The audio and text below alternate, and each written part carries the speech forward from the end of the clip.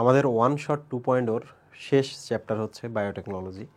Biotechnology থেকে প্রশ্ন আসবে, এমসিকিউ অনেক আসে এবং একটা সেট প্রশ্ন আসবে। তুমি মোটামুটি এই চ্যাপ্টারটা কয়েকটা প্রশ্ন পড়লেই তুমি কভার করতে পারবা। তো প্রথমে আমি বলে রাখি কোন প্রশ্নগুলো অবশ্যই কভার করবা। এক হলো টিস্যু কালচার। হ্যাঁ, টিস্যু কালচার। টিস্যু কালচার থেকে দেখবা হচ্ছে ধাপ, সংজ্ঞা দেখবা, ধাপ দেখবা এবং হচ্ছে প্রয়োগ দেখবা। একই সাথে আরেকটা দেখবা রিকম্বিনেন্ট ডিএনএ টেকনোলজি। এইটা হচ্ছে সেম, সংজ্ঞা দেখবা,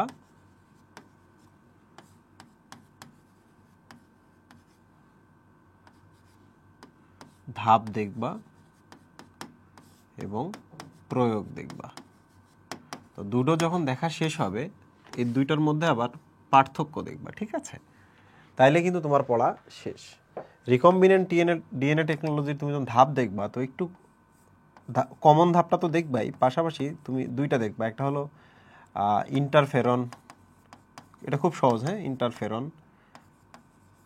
আর একটা হচ্ছে ইনসুলিন তৈরির ধাপ।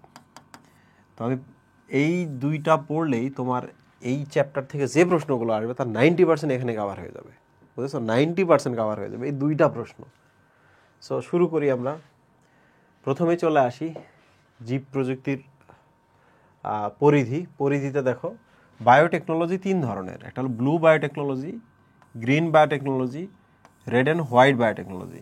আচ্ছা, ব্লু দেখে কি মনে হচ্ছে? না, ব্লু মানে হচ্ছে নীল, নীল মানে নীল জল, নীল জল মানে কি সমুদ্র। তাহলে সামুদ্রিক এবং সমুদ্রের জলে যে বায়োটেকনোলজির আমরা ব্যবহার করছি, এই কেন্দ্রিক যে বায়োটেকনোলজিগুলো সেগুলো হচ্ছে blue biotechnology. Green biotechnology, green মানে সবুজ, সবুজ মানে কি কৃষিক্ষেত্র, রাইট? আর রেড অ্যান্ড হোয়াইট দেখে মনে হচ্ছে ব্লাড রেড, হোয়াইট হচ্ছে অ্যাপ্রন। দ্যাট মিনস এইটা চিকিৎসা ক্ষেত্রের কথা বলেছে, তাই না? চিকিৎসা ক্ষেত্রে প্রয়োগকৃত বায়োটেকনোলজি। তো চলে আসি, এখানে একটা ছবি দেওয়া আছে। এই ছবি থেকে আমাদের কি কি জায়গা আছে দেখো। তো এটা একটা মাতৃ উদ্ভিদ। হ্যাঁ, মাতৃ উদ্ভিদ থেকে তুমি কিছু টিস্যু নিয়েছো, দেখো অল্প কিছু টিস্যু তুমি নিয়েছো। তো যখন টিস্যুগুলো নিলা, এই টিস্যুগুলো কি মাতৃ উদ্ভিদ থেকে সাবেক হয়ে গেল না? সংগ্রহ করে তুমি মাতৃ উদ্ভিদের কাছে আর থাকলো না। তো দেখো এই প্লান্ট, এটা একটা প্লান্ট থেকে যে টিস্যুগুলো সাবেক হয়ে যায় তাদের নাম এক্স প্লান্ট। এক্স মানে সাবেক, আলাদা হয়ে গেছে। দেন এই টিস্যুগুলোকে তুমি একটা মিডিয়ামে স্থাপন করলা। মিডিয়াম শব্দের অর্থ কিন্তু আবাদের মাধ্যম, জমি। এটা একটা ছোট্ট একটা জমি আর কি। এই জমিতে এই টিস্যুগুলো গ্রো করার জন্য যে প্রয়োজনীয় উপাদান, প্রয়োজনীয় তাপমাত্রা, আলো, সব কিছু তুমি কিন্তু এটাকে প্রোভাইড করবা। তার এই যে দেখো টিস্যুগুলো এখানে আছে, কোন টিস্যুগুলো? এক্সপ্লান্টগুলো, সংগৃহীত টিস্যুগুলো। এটা যখন এখানে ওই আলো, তাপ এবং উপাদানগুলো পর্যাপ্ত পরিমাণ পাবে, ওখানে ক্যালাস সৃষ্টি হবে। ক্যালাস মানে বোঝো, এই তুমি তো ক্যালাস লোক। ক্যালাস মানে হচ্ছে তুমি কি করতেছো না করতেছো সব এলোমেলো, সুনির্দিষ্ট কি নাই, কি করতেছো বোঝা যাচ্ছে না। সো ক্যালাস শব্দের অর্থ হলো এমন টিস্যু যে টিস্যুগুলোর কোনো সুনির্দিষ্ট শেপ নাই। বলতো এই শেপটা কি আগের মতো আছে? এইরকম নাই। কিংবা এই শেপটা থেকে কি এরকম ছোট গাছের মতো চারার মতো দেখা যাচ্ছে? সেটাও নাই। তাহলে এমন একটা স্টেজ, সেটা হলো টিস্যু কালচার পদ্ধতিতে সংগৃহীত টিস্যুগুলো বা এক্সপ্ল্যান্টগুলো বৃদ্ধি পেয়ে যখন আকারবিহীন একটা গঠন তৈরি করে, আকারবিহীন একটা গঠন তৈরি করে, সেটার নাম হচ্ছে ক্যালাস। ক্যালাসটা কী হবে? ধীরে ধীরে দেখো ছোট ছোট চারায় পরিণত হবে। এই ছোট ছোট চারাগুলো পরবর্তীতে মূল সৃষ্টি হবে। পানির নিচে মূল থাকবে, পানি বলতে তরলটার নিচে। তারপর মূলটা কি হবে? মানে এখান থেকে কিন্তু আরেকটা আলাদা তুমি মাধ্যমে দিবা, কারণ এটা তো ছোট ছিল, অল্প টিস্যু রাখছিল যখন, ছোট তো ছিল, তাই না? তো এই ক্যালাসটা যখন একটু বৃদ্ধি পাবে চারার মতো, এগুলোকে একটা বড় মিডিয়ামে তুমি নিয়ে গেলা। মিডিয়াম মানে কি? চাষের জমি। তো এখানে দেখো মূল সৃষ্টি হয়েছে। যখন মূল সৃষ্টি হবে এগুলোকে তুমি বের করে টবে লাগাবা, এবং খেয়াল করে দেখো টব থেকে যখন গ্রো করবে তখন এরকম একটা আমরা কি পেলাম? প্রাকৃতিক পরিবেশে টব থেকে খুলে আমরা লাগাইলাম। মাতৃ উদ্ভিদ দেখতে যা এটা সেম, কিন্তু উদ্ভিদ তৈরি হবে। এটা মনে রাখবা, এটা কিন্তু ক্লোনিংও বলা যেতে পারে, তাই না? ওর তুমি যে টিস্যু আনছো ওই টিস্যু দিয়ে আর একটা উদ্ভিদ হলো, একই টিস্যু উদ্ভিদ উৎপন্ন হবে না, কোনো চেঞ্জ আছে? নাই। সো এটা কাইন্ড অফ কিন্তু ক্লোনিংও। তো প্রিয় স্টুডেন্ট, এখানে একটা টার্ম আছে, টার্ম হচ্ছে টিস্যু কালচার। কি জিনিস এটা আসবে? টিস্যু কালচার সেটা হলো কোনো মাতৃ উদ্ভিদ থেকে অল্প কিছু টিস্যু নিয়ে মাতৃ উদ্ভিদের সমগুণ সম্পন্ন অনেকগুলো উদ্ভিদের জন্ম দেওয়ার পদ্ধতিকেই বলা হয় টিস্যু কালচার। মাতৃ উদ্ভিদের সমগুণ সম্পন্ন টিস্যু কালচারের জনক এইটা আসছিল, বুঝছ, গোটিল্যাব হ্যাবারল্যান্ড। বানানটা দেখবা GO, হ্যাঁ দেখে নিবা। আচ্ছা, এরপরে যেটা এখান থেকে আসবে এক্সপ্লান্ট কি জিনিস পরীক্ষায় আসবে। দেখো এক্সপ্লান্ট মাতৃ উদ্ভিদ বা মাতৃ প্লান্ট থেকে যেটা সাবেক হয়ে গেছে, তাহলে মাতৃ উদ্ভিদ থেকে সংগৃহীত টিস্যুগুলোকে যেগুলো আমরা টিস্যু কালচার উদ্দেশ্যে ব্যবহার করি তাদেরকে বলা হয় এক্সপ্লান্ট। এরপরে কিন্তু চলে আসবে মাইক্রো প্রোপাগেশন কি জিনিস। মাইক্রো প্রোপাগেশন, এই দেখো তো সম্মানে একটা প্রক্রিয়ার কথা বলছে না। প্রোপাগেট মানে কি চালিয়ে নেওয়া না, আগের দিকে বাড়িয়ে আগানো না। মাইক্রো মানে অল্প না, তাহলে এবার দেখো তো মাইক্রো মানে অল্প। এই যে অল্প কিছু টিস্যু নিলা, প্রোপাগেট করলা, মানে বিভিন্ন উপাদান দিয়ে এটাকে তুমি কি প্রোপাগেট করতেছো, আগায় নিয়ে যাচ্ছ কি করতে, এরকম একটা উদ্ভিদ তৈরি করতে। তাহলে টিস্যু কালচার পদ্ধতিতে অল্প কিছু টিস্যু সংগ্রহ করে সেটিকে পর্যাপ্ত উপাদান এবং পরিবেশ দিয়ে কি করা, মাতৃ উদ্ভিদের মতো সমগুণ উদ্ভিদ সৃষ্টি করার যে পদ্ধতিটা, যে প্রক্রিয়াটা, এটার নামই কিন্তু টিস্যু কালচারও বলা যেতে পারে, এটার নাম কিন্তু মাইক্রো প্রোপাগেশনও বলা যেতে পারে। ঠিক আছে, তারপরে বই থেকে দেখে নিবা। আর একটা কথা আছে টোটিপটেন্সি। টোটিপটেন্সি, দেখো পটেন্সি শব্দের অর্থ পাওয়ার,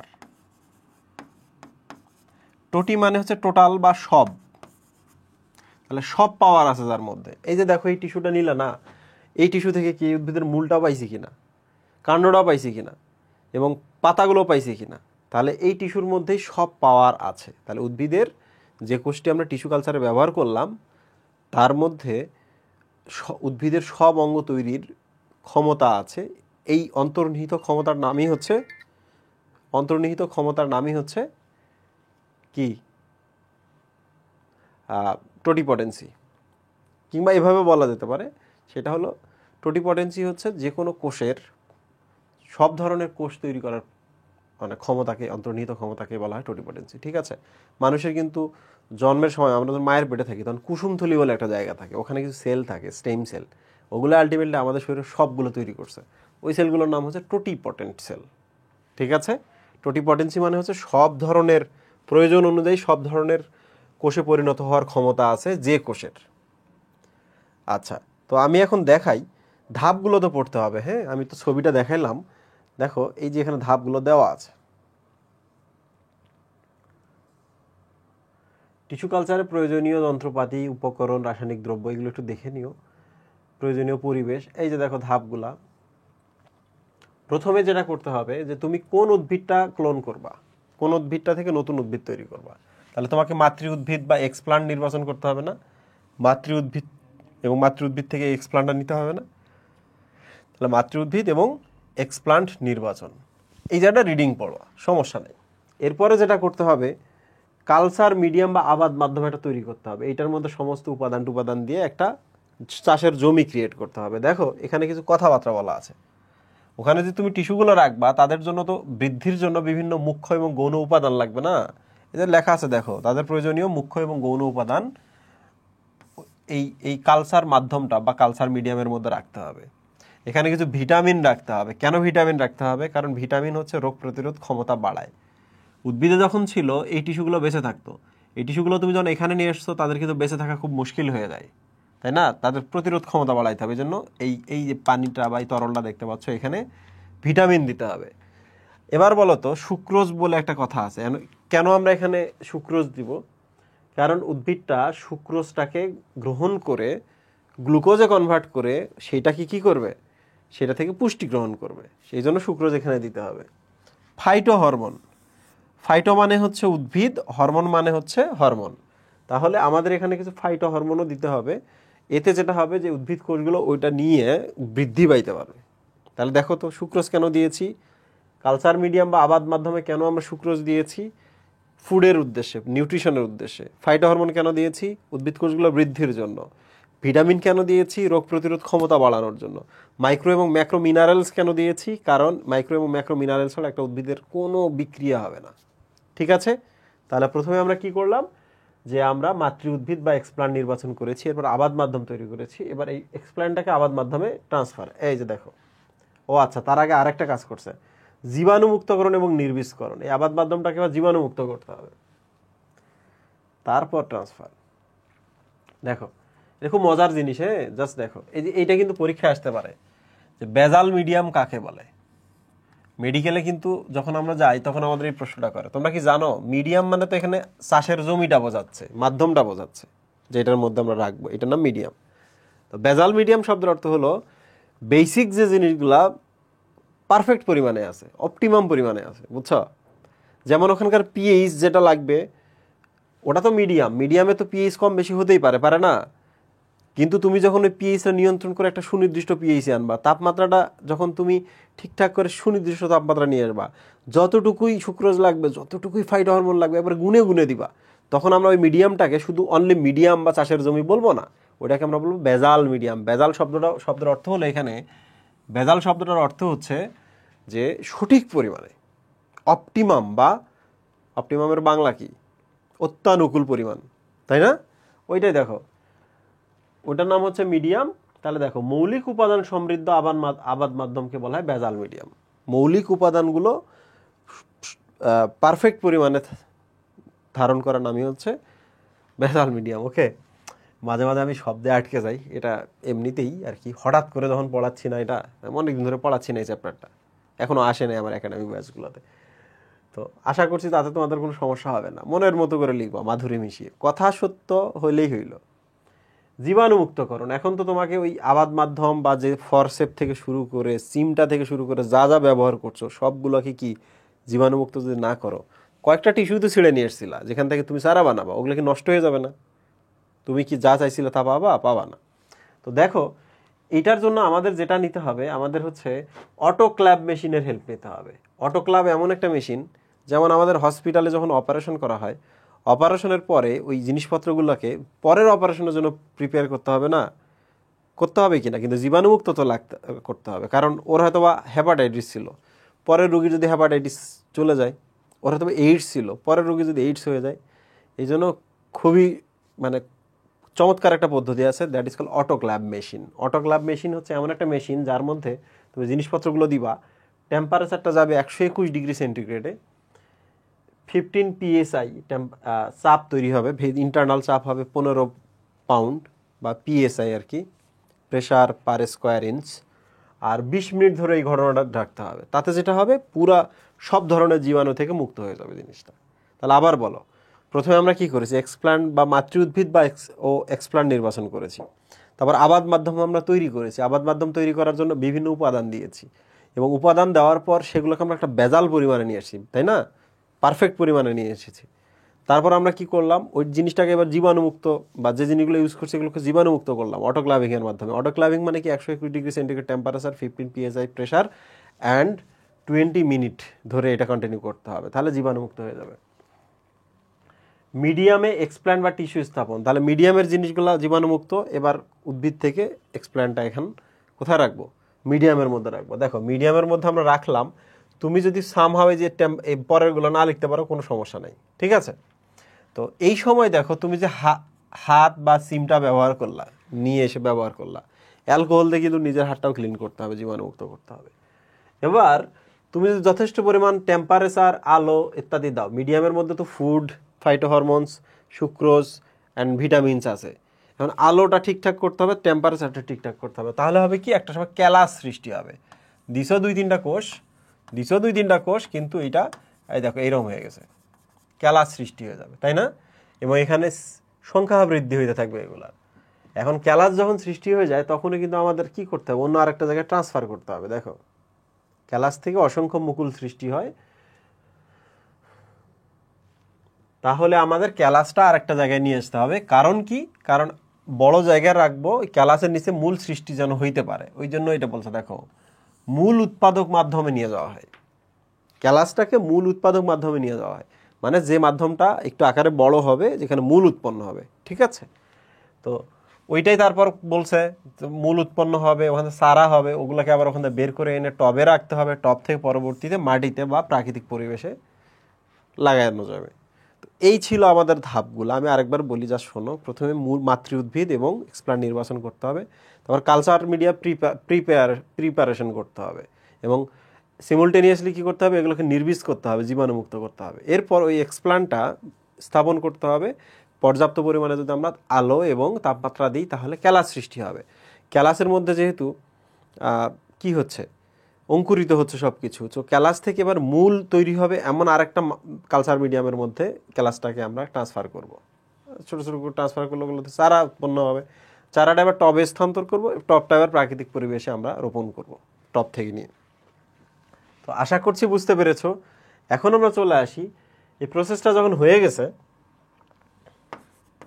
ধাপ কি পরিমাণ ইম্পর্টেন্ট আসবে দেখো। এতে যেটা হয় আমি এক্সপ্লেন করি, তোমরা দেখো। 1 নাম্বারটা কি, হুবহু মাতৃগুণ সম্পন্ন চারা উৎপন্ন হয়। তাহলে দেখো তো, এই গাছটা থেকে তুমি যখন একটা টিস্যু নিছো, এই যে টিস্যু নিছো, এই টিস্যুগুলা থেকে যখন আরেকটা গাছ উৎপন্ন হবে, বলো এইটার এটা কি সেম হবে না? একেবারে বাপ মা সেম না? বাপ মা বাচ্চা কাচ্চা সব সেম না? ইয়েস, হুবহু হবে। রোগমুক্ত উদ্ভিদ সৃষ্টি। দেখো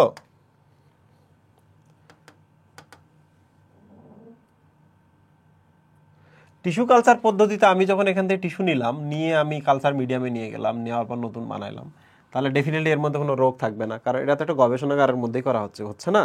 তাহলে ওইটাই বলছে আর কি, রোগমুক্ত আমরা চারা সৃষ্টি করতে পারতেছি। ওকে, এরপরে আমরা চলে আসি চারা উৎপাদন। এই প্রসেসে তো প্রচুর পরিমাণে চারা উৎপাদন হচ্ছে না? এগুলো তো সহজ, পড়তে পারবে না নিজেরা। বিলুপ্ত প্রায় উদ্ভিদ সংরক্ষণ। এই বলো তো, বিলুপ্ত প্রায় মানে যে পুরোপুরি বিলুপ্ত হয়েছে তা না, বিলুপ্ত হচ্ছে আর কোনো উদ্ভিদ নাই। তো একটা উদ্ভিদ নিয়ে আসো, আনার পরে তুমি টিস্যু কালচার করো, করে অনেকগুলো চারা উৎপাদন করো, তাহলে কি হলো, সংরক্ষণ করা গেল না উদ্ভিদগুলোকে? ইয়েস। ভ্রূণ কালচার প্রযুক্তির মাধ্যমে উদ্ভিদের কৃত্রিম প্রজনন হয়। ভ্রূণ কালচার, দেখো ভ্রূণ কালচার মানে হচ্ছে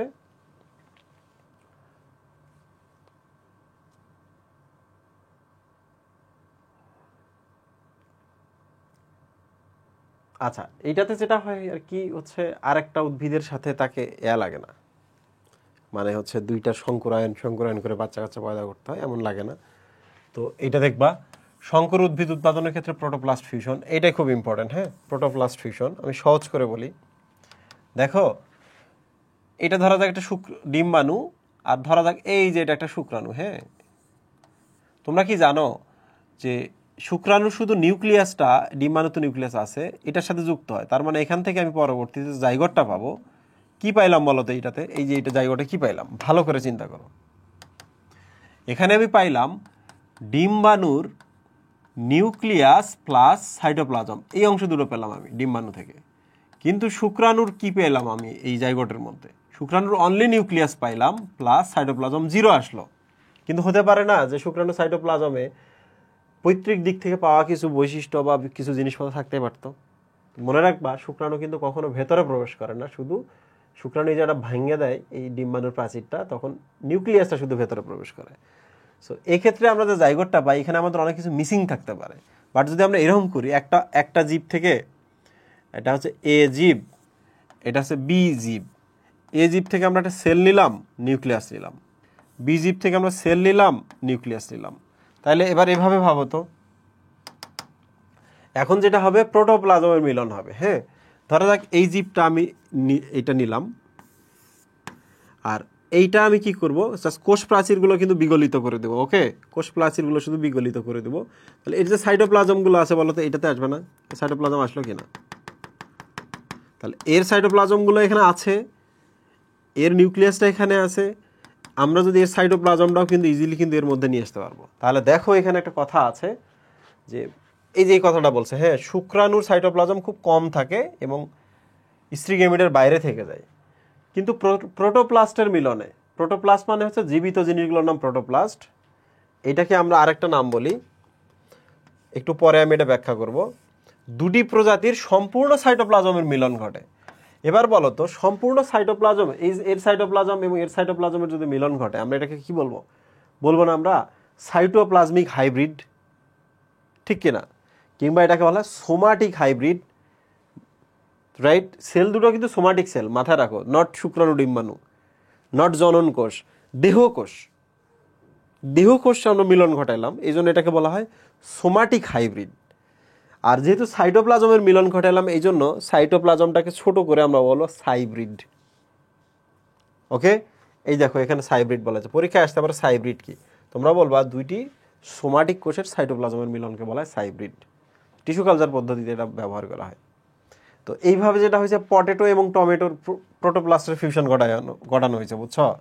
পটেটো অ্যান্ড টমেটো, আলু এবং টমেটো। এরপর যে উদ্ভিদটা তৈরি হয়েছে এর নাম হচ্ছে পমেটো। উদ্ভিদটার নাম কি হয়েছে? পমেটো। এখন দেখো, টমেটো গাছের পাতার কিছু রোগ থাকতে পারে, যেটা আবার আলু গাছের পাতার মধ্যে ওই ক্ষমতাটা আছে যে এর হয় না। কারণ কি, আলু গাছের সাইটোপ্লাজমে একটা প্রতিরক্ষা ব্যবস্থা আছে। তো একসাথে যখন হবে, তো আলু গাছের প্রতিরক্ষা ব্যবস্থা কি টমেটো গাছ পাবে না? পাবে কি না? এই তো আরও অনেকগুলো বৈশিষ্ট্যের মিলন হয়। তো এইটা আসতে পারে যে পমেটো কি, পমেটো একটি হচ্ছে সোমাটিক হাইব্রিডের উদাহরণ, বা সাইটোপ্লাজমের মিলনে উৎপন্ন হওয়া হাইব্রিডের উদাহরণ। একটা জিনিস দেখো এখানে লেখা আছে, this is called somaclonal variation. তোমরা কি বলতে পারবা why this is called somaclonal variation? ভালো করে দেখো, এই দুইটা যখন একসাথে আসছে, এটা কি সোমাটিক সেল না? সোমাটিক সেল কিনা? এর উপাদান কমপ্লিটলি আমরা এখানে নিয়ে আসলাম নাকি চেঞ্জ করলাম? কমপ্লিটলি নিয়ে আসলাম না, তাহলে ক্লোন ক্রিয়েট করলাম কিনা? এর যে ক্ষমতা ছিল, আচ্ছা, এর সবকিছু ডিরেক্ট এখানে নিয়ে আসলাম। So here is clone. এই উদ্ভিদের যে কোষের ক্ষমতা ছিল কিংবা এর যে আলাদাভাবে ক্ষমতা ছিল, এখন দেখো এটা আর নাই। এর মধ্যে কি ভেরিয়েশন আসলো কিনা? এর মধ্যে ওরও গুণ আছে, ওরও গুণ আছে, সো ভেরিয়েশন। দেখছো, দুইটা সোমাটিক সেল একবারে জাস্ট ক্লোন করি, কোনো চেঞ্জ করি না, জাস্ট সরাসরি নিয়ে আসি এবং নতুন ভেরিয়েশনের একটা সেল পাই। দিস ইজ কল্ড সোমাটিক বা সোমাটোক্লোনাল ভেরিয়েশন। সোমাটোক্লোনাল ভেরিয়েশন। আচ্ছা, তোমরা এবার বলো, শুক্রাণু আর ডিম্বাণু যদি একসাথে আসতো, এটাকে আমরা কি বলতাম? গেমিটোক্লোনাল ভেরিয়েশন, তাই না? আচ্ছা, যাই হোক, মেরিস্টেম কালচার। হ্যাঁ, মেরিস্টেম কালচার মানে কি তোমরা জানো? মেরিস্টেম শব্দের অর্থ হলো ডিভিসিবল। কি? ডিভিসিবল। ডিভিসিবল মানে বিভাজনে সক্ষম। তাহলে মেরিস্টেম কালচার মানে কি? উদ্ভিদের ডিভিসিবল বা ভাজক টিস্যুগুলা বিভাজনে সক্ষম বা ভাজক টিস্যুগুলো নিয়ে আসলাম, এনে আমরা ওগুলাকে যথেষ্ট পরিমাণ যা যা দরকার এমন একটি কালচার মিডিয়াম দিলাম। ওই মেরিস্টেম টিস্যুগুলা বা ভাজক টিস্যুগুলা কি হবে? গ্রো করে মাতৃ উদ্ভিদের মতো একটা উদ্ভিদ তৈরি করবে। তো মেরিস্টেম যদি আমরা কালচার করি, খুব স্পেশাল একটা লাইন আছে, রোগ জীবাণু থাকে না। তোমরাই বলো, একটা উদ্ভিদের একেবারে শীর্ষে থাকা ভাজক টিস্যু, নতুন টিস্যু না? এই টিস্যুগুলোকে কি কোনো পৃথিবীর পাপ পঙ্কিলতা স্পর্শ করেছে? জীবাণু স্পর্শ করতে পেরেছে? পারেনি। তার মানে আমরা জীবাণুমুক্ত জিনিস এনে আমরা জীবাণুমুক্ত একটা উদ্ভিদ তৈরি করতে পারি। তাহলে এই জিনিসটা আসতে পারে, কোন ধরনের কালচারে জীবাণুমুক্ত উদ্ভিদ তৈরি করা যায়? That is called meristem culture. আচ্ছা বলো তো, আমরা যখন এক্সপ্লান্ট নিলাম, একটা মাতৃ উদ্ভিদ থেকে কিছু টিস্যু নিয়ে আমরা কালচার মিডিয়ামে দিলাম, ওখান থেকে কি ক্যালাস সৃষ্টি হলো? ক্যালাস থেকে বহু চারা হয়েছে না? তাহলে অল্প সময়ে অনেক চারা উৎপন্ন হয়েছে কিনা? আচ্ছা, এবার চলে আসি হ্যাপ্লয়েড উদ্ভিদ উৎপাদন। এটা ইউনিক একটা ব্যাপার। একটা দেখো, শুক্রাণু আসবে, ডিম্বাণু আসবে, মিলিত হয়ে ডিপ্লয়েড জীব তৈরি হবে। কিন্তু তোমরা কি জানো যে পসিবল কিন্তু, হ্যাঁ, শুক্রাণুতে কিংবা ডিম্বাণুতে যে জিনগুলো আছে, ওরা যদি এখন একসাথে হয়, সব জিন ডাবল হয়। তার মানে এক সেট করে জিন আছে কিন্তু গ্যামেটগুলোতে, ওইটা দিয়েও কিন্তু জীব সৃষ্টি করা পসিবল। তো যদি সরাসরি আমরা জনন কোষ থেকে কোনো উদ্ভিদ তৈরি করি, ওইটাকে আমরা বলি হ্যাপ্লয়েড উদ্ভিদ। আচ্ছা, আমি বলো তো, আমি যদি পৃথিবীতে শুধু মায়ের ডিম্বাণু থেকেই জন্ম নিতাম, মায়ের ডিম্বাণু কি হ্যাপ্লয়েড না? এক সেট ক্রোমোজোম না? তাহলে আমি কি হ্যাপ্লয়েড জীব হতাম কি না? ডেফিনেটলি হ্যাপ্লয়েড জীব হইতাম। তো এইটা কিন্তু এখন পসিবল কালচার মাধ্যমে। চায়না অলরেডি করছে, দেখো, পরাগরেণু পরাগধানীতে থাকে। তাহলে পরাগধানী থেকে পরাগরেণুটা নিলাম, এই পরাগরেণুটাকে আমি যদি চাষ করি, তাহলে আমি এখন হ্যাপ্লয়েড জীব পাবো। ওই হ্যাপ্লয়েড জীবটাকে বলা হয়, এই হ্যাপ্লয়েড উদ্ভিদটাকে বলা হয় অ্যান্ড্রোজেনিক হ্যাপ্লয়েড। হয় অ্যান্ড্রো, এই অ্যান্ড্রো শব্দের অর্থ হলো পুরুষ। তোমরাই বলো তো, এগুলো কি পুং জনন কোষ আসবে না এখান থেকে? তাই না? বলো, পরাগধানীতে থাকা পরাগরেণুটাকে যদি চাষ করি, একটা উদ্ভিদ উৎপন্ন হবে, হ্যাপ্লয়েড উদ্ভিদ উৎপন্ন হবে। বাট এটা কি অ্যান্ড্রোজেনিক হ্যাপ্লয়েড না? পরাগধানী এটা কি পুরুষ পার্ট না উদ্ভিদের? ইয়েস, অ্যান্ড্রো মানে পুরুষ। তাহলে দেখো চায়না যেটা করছে, গুয়ান 18 এটা হচ্ছে অ্যান্ড্রোজেনিক হ্যাপ্লয়েড ধান, আর জিনঘুয়া 1 হচ্ছে অ্যান্ড্রোজেনিক হ্যাপ্লয়েড গম। ঠিক আছে, তাহলে এটা কিন্তু বেশ কমপ্লিকেটেড, আমার নিজের মনে থাকে না, আমি যেভাবে মনে রাখি ঘ আর গ, এই গটা হচ্ছে ঘ। ঠিক আছে, দেখো জিনঘুয়া, জিনঘুয়া হলো এইটা, এটা অ্যাকচুয়ালি গম, জিনঘুয়া হচ্ছে গম, গতে হচ্ছে গম আর খতে হচ্ছে জিনঘুয়া। ক্লিয়ার? ওকে, আচ্ছা এই লাইনটাই খুব ইম্পর্টেন্ট। আচ্ছা, কোষ আবাদ এবং ক্যালাস টিস্যু আবাদ। স্বাভাবিকভাবে উদ্ভিদ থেকে আমি কোষ নিলাম, কোষ নিয়ে আমি আবাদ করলাম, যে ক্যালাসটা উৎপন্ন হয়েছে ক্যালাসটাকেও কিন্তু আমি আবাদ করে সংখ্যা বাড়াতে পারি। দ্রুত ক্লোন সৃষ্টির মাধ্যমে বংশবিস্তার। বলো, মাতৃ উদ্ভিদ থেকে নিয়ে আসলাম টিস্যু, টিস্যু নিয়ে এসে ক্যালাস সৃষ্টি করলাম, ক্যালাস থেকে মাতৃ উদ্ভিদের মতো অসংখ্য চারা উৎপন্ন হবে খুবই অল্প সময়ের মাধ্যমে। মাতৃ উদ্ভিদের মতো বলে এগুলোকে বলা হয় ক্লোন। এই জন্যই বলছে দেখো দ্রুত ক্লোন সৃষ্টির মাধ্যমে বংশবিস্তার। ট্রানজেনিক উদ্ভিদ সৃষ্টি, ট্রানজেনিক উদ্ভিদ সৃষ্টিটা কমপ্লিট একটা ডিফারেন্ট জিনিস, এটা এখানে নাই, এটা আমি পরে দেখাবো। ভ্রূণ উদ্ধার, ভ্রূণ উদ্ধার হচ্ছে যারা মানে এই যে এখানে বলা আছে যে দুটি ভিন্ন প্রজাতি সংক্রমণের ফলে প্রায়শই নতুন যে জীবটা উৎপন্ন হয় বন্ধা হয়। আলাদা আলাদা প্রজাতির যদি কোনোভাবে সংকরণ ঘটানো হয়, নতুন যদি একটা জীব তৈরি হয়, ও কিন্তু বন্ধা, ও কিন্তু উর্বর না, ও বাচ্চা পয়দা করার তার ক্ষমতা নাই। তো এক্ষেত্রে যেটা হয় যে তার যেহেতু ভ্রূণ সৃষ্টি হবে না কিংবা বীজ সৃষ্টি হবে না, তাহলে তার শরীর থেকে আমরা কি সেল নিতে পারি, নিয়ে কি করতে পারি, আমরা এটাকে টিস্যু কালচার করতে পারি। এটা মেডিকেলে আসছিল, বুঝছো, সোমাটিক এমব্রায়োজেনেসিস। তোমরাই দেখো তো দেহজ ভ্রূণ সৃষ্টি, কোনো একটা উদ্ভিদের যদি আমি একটা দেহকোষ নিয়ে আসি, দেহকোষটাকে যদি পর্যাপ্ত পরিমাণ পুষ্টি টুষ্টি দেই, ওই যে টিস্যু কালচারের মতো পুষ্টি দেই, ওখানে একটা ভ্রূণ উৎপন্ন হবে না, একটা বাচ্চা চারা উৎপন্ন হবে না? ওই কথাগুলো বারবার ঘুরে ফিরে বলছে এখানে, এত কথা লেখার দরকারই ছিল না, এক লাইন করে লিখলে হয়ে যায়। এই টিস্যু কালচারে কিছু সুবিধা এবং অসুবিধা আছে। ঠিক আছে, একটা উদ্ভিদ হতে যখন স্বল্প সময়ের মধ্যে একই বৈশিষ্ট্য সম্পন্ন বহু চারা উৎপাদন করতে পারবে, এটা কিন্তু সুবিধা। সহজেই তুমি রোগমুক্ত এবং ভাইরাস মুক্ত চারা উৎপাদন করতে পারো, বিশেষ করে ভাজক টিস্যুটা বা মেরিস্টেম টিস্যুটা যদি নিয়ে তুমি চাষ করো। তখন ঋতুভিত্তিক ব্যাপারটা নাই আর কি। তুমি বলো তো, এগুলো ঘরের মধ্যে তুমি যদি করো, পর্যাপ্ত আলো বাতাস ফাইটো হরমোনস এবং সবকিছু দাও, তাহলে কি ঋতুর অপেক্ষা করা লাগবে? ঋতুর অপেক্ষা করা লাগবে না। আচ্ছা, সঠিক বীজ সংগ্রহ এবং মজুত করার সমস্যা থেকে মুক্ত করা যায়। মানে কি, দেখো আম গাছ বা কাঁঠাল গাছে অনেক বেশি তুমি বীজ নিবা, বছরের পর বছর তোমাকে এগুলোকে সংরক্ষণ করতে হবে, এই ব্যাপার স্যাপারগুলো নাই। কলমে অক্ষম যে সকল উদ্ভিদের কলম করা পসিবল না, তাদের কিছু টিস্যু নিয়ে মাইক্রোপ্রোপাগেট করে অল্প টিস্যুকে বেশি টিস্যুতে কনভার্ট করা অ্যাকচুয়ালি মাইক্রোপ্রোপাগেশন। তো মাইক্রোপ্রোপাগেট করে বা টিস্যু কালচার করে তুমি কি করতে পারবা, যারা যারা হচ্ছে কলমে অক্ষম তাদের টিস্যু নিয়ে তুমি তাদের জন্ম দিতে পারবা। ঠিক আছে, সো এই ছিল আমাদের tissue culture. Please tissue culture থেকে যে ধাপগুলো আমি দেখিয়েছি, এক্সপ্লেন করেছি, তুমি যখন ওয়ান শট করবা, আমার বই নিজের বই খুলবা আর কানে হেডফোন লাগাই শুধু শুনবা, তাতে তোমার কিন্তু অনেক কিছু হয়ে যাবে, কারণ আমি এক্সপ্লেন করতেছি। এই চ্যাপ্টারটা অনেকেই কিন্তু সহজ ভাবো, তুমি কি জানো আমার নিজের চোখে এই চ্যাপ্টারটাকে খুব কমপ্লিকেটেড মনে হয়, কারণ চ্যাপ্টারে কখন কোথায় কীভাবে কনভার্ট হচ্ছে ধরাই যায় না। ওকে, থ্যাংক ইউ। এখন আমরা শুরু করব রিকম্বিনেন্ট ডিএনএ টেকনোলজি। ওকে, রিকম্বিনেন্ট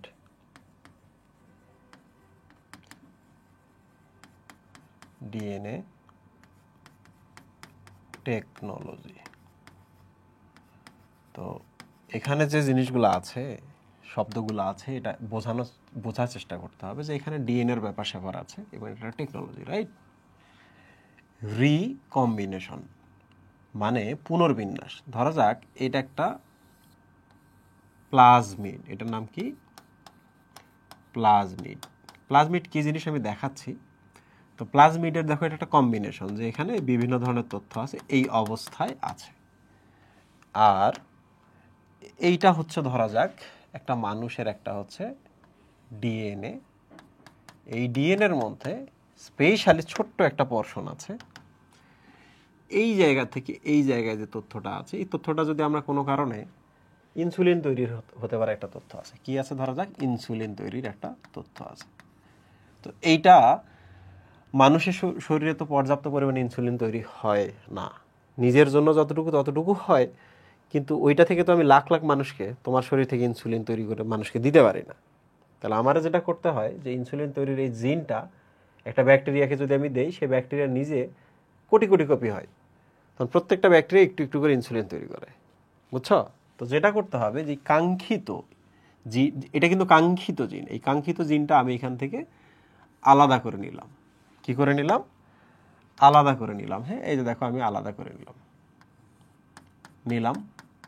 এই জিনটাকে আমি আবার করব কি, ব্যাকটেরিয়ার শরীরে থাকা যে প্লাজমিড আছে সেখানে আমি ঢোকাই দিব। তো ভেতরে যে ঢোকাই দিতে চাই, তাহলে ব্যাকটেরিয়ার এই জায়গার জিনটা কেটে ফেলে দিতে হবে, বুঝছো? রেস্ট্রিকশন এনজাইমের মাধ্যমে কেটে ফেলে দিতে হবে। দিয়ে এই পোরশনটা দেখো আমি এখানে অ্যাড করে দিলাম। তো বলো তো, এখন যে তুমি প্লাজমিডটা দেখতেছো, এই প্লাজমিডটা কি আগে এরকম ছিল? আগের কম্বিনেশনটা এখন আর থাকলো না, এখন নতুন কম্বিনেশন অ্যাড হলো না? হলো কি না? তাহলে প্রসেসটার নাম এখন আমরা কি বলতে পারি? রিকম্বিনেশন। প্রসেসটার নাম কি? রিকম্বিনেশন। আর এই ডিএনএটা এখন কি হলো? যে পুনর্বিন্যস্ত ডিএনএ বা রিকম্বিনেন্ট ডিএনএ। আগে যেমন ছিল তেমন নাই, একটু চেঞ্জ হয়েছে। বুঝতে পেরেছো জিনিসটা? তো এখন দেখো, যে জিনিসটার মধ্যে আমরা দিলাম, এখানে ধারণ করলো কে? এই যে প্লাজমিডটা নতুনটাকে ধারণ করলো না? এই জন্য আমরা প্লাজমিডটাকে কি বলতে পারি? ধারণকারী বা বহনকারী বা ভেক্টর বলি। পরীক্ষায় আসতে পারে, হোয়াট ইজ ভেক্টর? ভেক্টর শব্দের অর্থ হচ্ছে যে ধারণ করে, যে পরিবহন করে। ওকে, তাহলে রিকম্বিনেন্ট ডিএনএ টেকনোলজিতে ভেক্টরকে প্লাজমিডটা। আবার যদি বলে ম্যালেরিয়া জীবাণুর ক্ষেত্রে, ম্যালেরিয়া জীবাণুটাকে কে ধারণ করে? অ্যানোফিলিস, স্ত্রী অ্যানোফিলিস। ওখানে কিন্তু ভেক্টর হলো স্ত্রী অ্যানোফিলিস। ডেঙ্গির ক্ষেত্রে, ডেঙ্গির যে ভাইরাসটা, ফ্ল্যাভি ভাইরাসটা, এটাকে যে ধারণ করতেছে কে? এইডিস ইজিপ্টি, এইডিস অ্যালবোভিক্টাস। ওখানে ওই মশকইগুলোর নাম হচ্ছে ভেক্টর। তাহলে ভেক্টর শব্দটা যদি আসে, এটা ফিজিক্সের কোনো উত্তর দিবা না, ফিজিক্স থেকে উত্তর দিও না, বাট জাস্ট এইটাই মনে রাখবা, ভেক্টর মানে হচ্ছে যে ধারণ করে, যে পরিবহন করে। বিভিন্ন সময় ভেক্টরের মিনিংটা বিভিন্ন হয়। যেমন যদি এরকম আসে ম্যালেরিয়ার ভেক্টর কি, তখন বলো ম্যালেরিয়া জীবাণু বহনকারী মশকি, স্ত্রী অ্যানোফিলিস মশকি। যদি বলে রিকম্বিনেন্ট ডিএনএ টেকনোলজিতে বা বায়োটেকনোলজিতে ভেক্টর কি, তখন বলবো বায়োটেকনোলজিতে ভেক্টর হচ্ছে প্লাজমিড, যা কাঙ্ক্ষিত ডিএনএটাকে ধারণ করে। ঠিক আছে? আর কোশ্চেন হচ্ছে, ভাই হোয়াট ইজ প্লাজমিড? দেখো, প্লাজমিড কথাটা দুইটা পার্ট আছে, একটা হচ্ছে প্লাজম আছে, আর একটা আইডি আছে। আইডি শব্দটা হলো সদৃশ, কোনো কিছুর মতো। আর প্লাজমটা অ্যাকচুয়ালি সাইটোপ্লাজম থেকে আসছে। ঠিক আছে? তাহলে আমি একটা ব্যাকটেরিয়ার ছবি অ্যাড করি। Here is bacteria. ব্যাকটেরিয়ার হচ্ছে নিজস্ব, দেখো ডিএনএ, এই যে এটা। তাহলে বলো তো, ব্যাকটেরিয়া এই জায়গাটাকে আমরা নিউক্লিয়েড বা নিউক্লিয়াসের মতো বলি না? তাহলে এই জায়গাটায় ধরা যাক ব্যাকটেরিয়া নিউক্লিয়াস, ধরা যাক নিউক্লিয়াস, নিউক্লিয়েড নিউক্লিয়াস আমরা একই ধরে নিলাম, ধরা যাক। তো বলো তো, এই বাকি জায়গাটার নাম সাইটোপ্লাজম না? তো এই সাইটোপ্লাজমে দেখছো এই যে বৃত্তাকার দ্বিসূত্রক একটা ডিএনএ, এর নামই কিন্তু প্লাজমিড। তাহলে বলো তো, কেন এর নাম প্লাজমিড হলো? প্লাজমিড হওয়ার কারণ হচ্ছে যে নিউক্লিয়াসের বাইরে যে সাইটোপ্লাজম থাকে, সেখান থেকে সাইটোপ্লাজম কথাটা আসছে। সেই সাইটোপ্লাজমে ডিএনএ সদৃশ একটা উপাদান থাকে, ডিএনএ সদৃশ উপাদান থাকে, সেটার নামই হচ্ছে প্লাজমিড। তাহলে সংজ্ঞাটা যদি আরও সুন্দর করে দিতে চাও, তাহলে কি বলবা? সেটা হচ্ছে এক্সট্রা নিউক্লিয়ার, নিউক্লিয়াসের বাইরে এক্সট্রা নিউক্লিয়ার দ্বিসূত্রক বৃত্তাকার ডিএনএ, যা ব্যাকটেরিয়াতে থাকে। আবার বলো, হোয়াট ইজ প্লাজমিড? ব্যাকটেরিয়ার সাইটোপ্লাজমে যে দ্বিসূত্রক বৃত্তাকার ডিএনএটা থাকে, তার নামই হচ্ছে প্লাজমিড। ঠিক আছে? সো প্লাজমিডের কথাই যে এখানে লেখা আছে, দেখো সাইটোপ্লাজমে থাকবে, মূল ক্রোমোজোম তো এইটা, মূল ক্রোমোজোম ছাড়া যেটা, সেইটার কথা বলছে, এবং বৃত্তাকার দ্বিসূত্রক হবে, এবং অবশ্যই ডিএনএ, অবশ্যই দেখো বৃত্তাকার হবে, দ্বিসূত্রক হবে, ডিএনএ হবে। অবস্থান কোথায় করবে? সাইটোপ্লাজম। ঠিক আছে? তাকে আমরা প্লাজমিড বলি। দেখো এইটাতে দেখছো ডিএনএটা কত বড়, দেখছো দেখছো কত বড় কত বড় কত বড়, বাট এটা পুষ্কি না। তাহলে আমরা এখন প্লাজমিডের বৈশিষ্ট্যগুলো লিখি। পরীক্ষায় আসবে প্লাজমিডের বৈশিষ্ট্য কি। দেখো, 1 নাম্বার, প্লাজমিড বৃত্তাকার। কথা সত্য, বৃত্তাকার না? এই যে বৃত্তাকার। প্লাজমিড দ্বিসূত্রক, হ্যাঁ, ডিএনএ যেহেতু দ্বিসূত্রক, তাই না? 2 নম্বর হচ্ছে এর আণবিক ভর কিন্তু খুবই কম, 10⁶ থেকে 200 × 10⁶ ডাল্টন। আণবিক ভরটা একটু জানবা। বলো, এইটা ডিএনএটা, মূল ডিএনএটা অনেক বড়, তথ্য বেশি, তাহলে প্লাজমিডে কি তথ্য সংখ্যা কম না?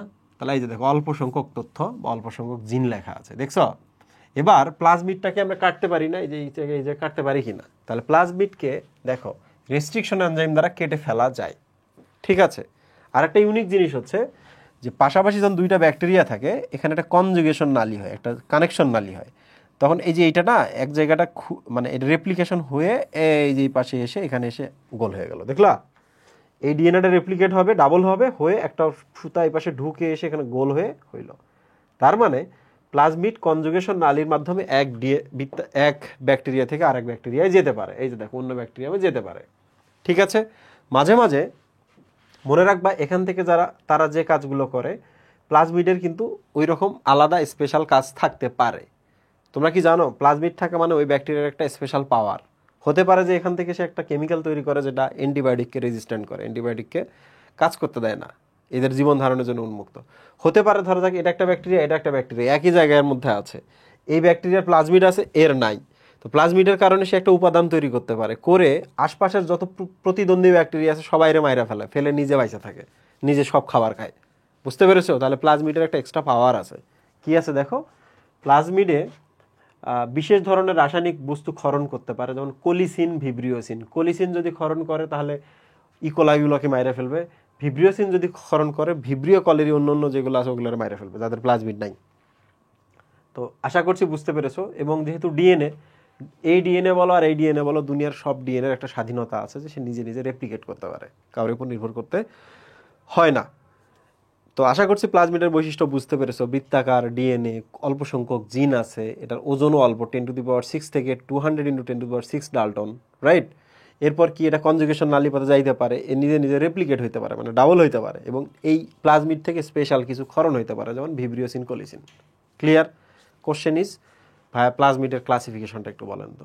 দেখো প্লাজমিডের 3টা ক্লাসিফিকেশন আছে, একটা এফ ড্যাশ প্লাজমিড, 2 নম্বর আছে আর প্লাজমিড, আর হচ্ছে কোল প্লাজমিড, এবং তাদের কাজ জানতে হবে। তাহলে দেখো এফ ড্যাশ প্লাজমিড, এটা আমি বলতেছি, এফ ফর ফার্টিলিটি, বুঝছো? ফার্টিলিটি মানে কি? প্রজনন, জন্ম দেওয়া। তাহলে জন্ম দেওয়ার সাথে একটা কানেকশন আছে। আর প্লাজমিড, আর মানে হলো রেজিস্ট্যান্ট, বুঝছো? তাহলে এই প্লাজমিডটা এমন একটা কেমিক্যাল ক্ষরণ করে যেটার মাধ্যমে সে অ্যান্টিবায়োটিককে রেজিস্ট্যান্ট করে ফেলে, অ্যান্টিবায়োটিককে কাজ করতে দেয় না। আর কোল প্লাজমিডের ক্ষেত্রে যেটা আছে, সে কোলিসিন তৈরি করে। কি করে? কোলিসিন তৈরি করে, যা অন্যান্য ইকোলাইগুলাকে ধ্বংস করে ফেলে, ঠিক আছে? তা আশেপাশে অনেক ইকোলাই ব্যাকটেরিয়া আছে, তার এর নিজের কোল প্লাজমিড আছে, কোল প্লাজমিড থেকে সে কোলিসিন তৈরি করলো, করে সব ভিপগুলাকে মাইরা ফেলে সে নিজে ওই জায়গাটা খাবে, দাবে, দখল করবে, বাচ্চা কাচ্চা পয়দা করবে। এরকম ভিব্রিওসিনও তৈরি করতে পারে। তাহলে আশেপাশে কি করতে পারে, যত ভিব্রিও কলেরির ব্যাকটেরিয়া আছে সব মাইরা ফেলতে পারে। ক্লিয়ার? আমি একটু দেখাই তোমাদের এটা। সেটা হলো প্লাজমিডের ক্লাসিফিকেশন। দেখো এফ ও এফ ড্যাশ প্লাজমিড, ঠিক আছে? তারপর হচ্ছে আর প্লাজমিড, আর একটা কি কোল প্লাজমিড।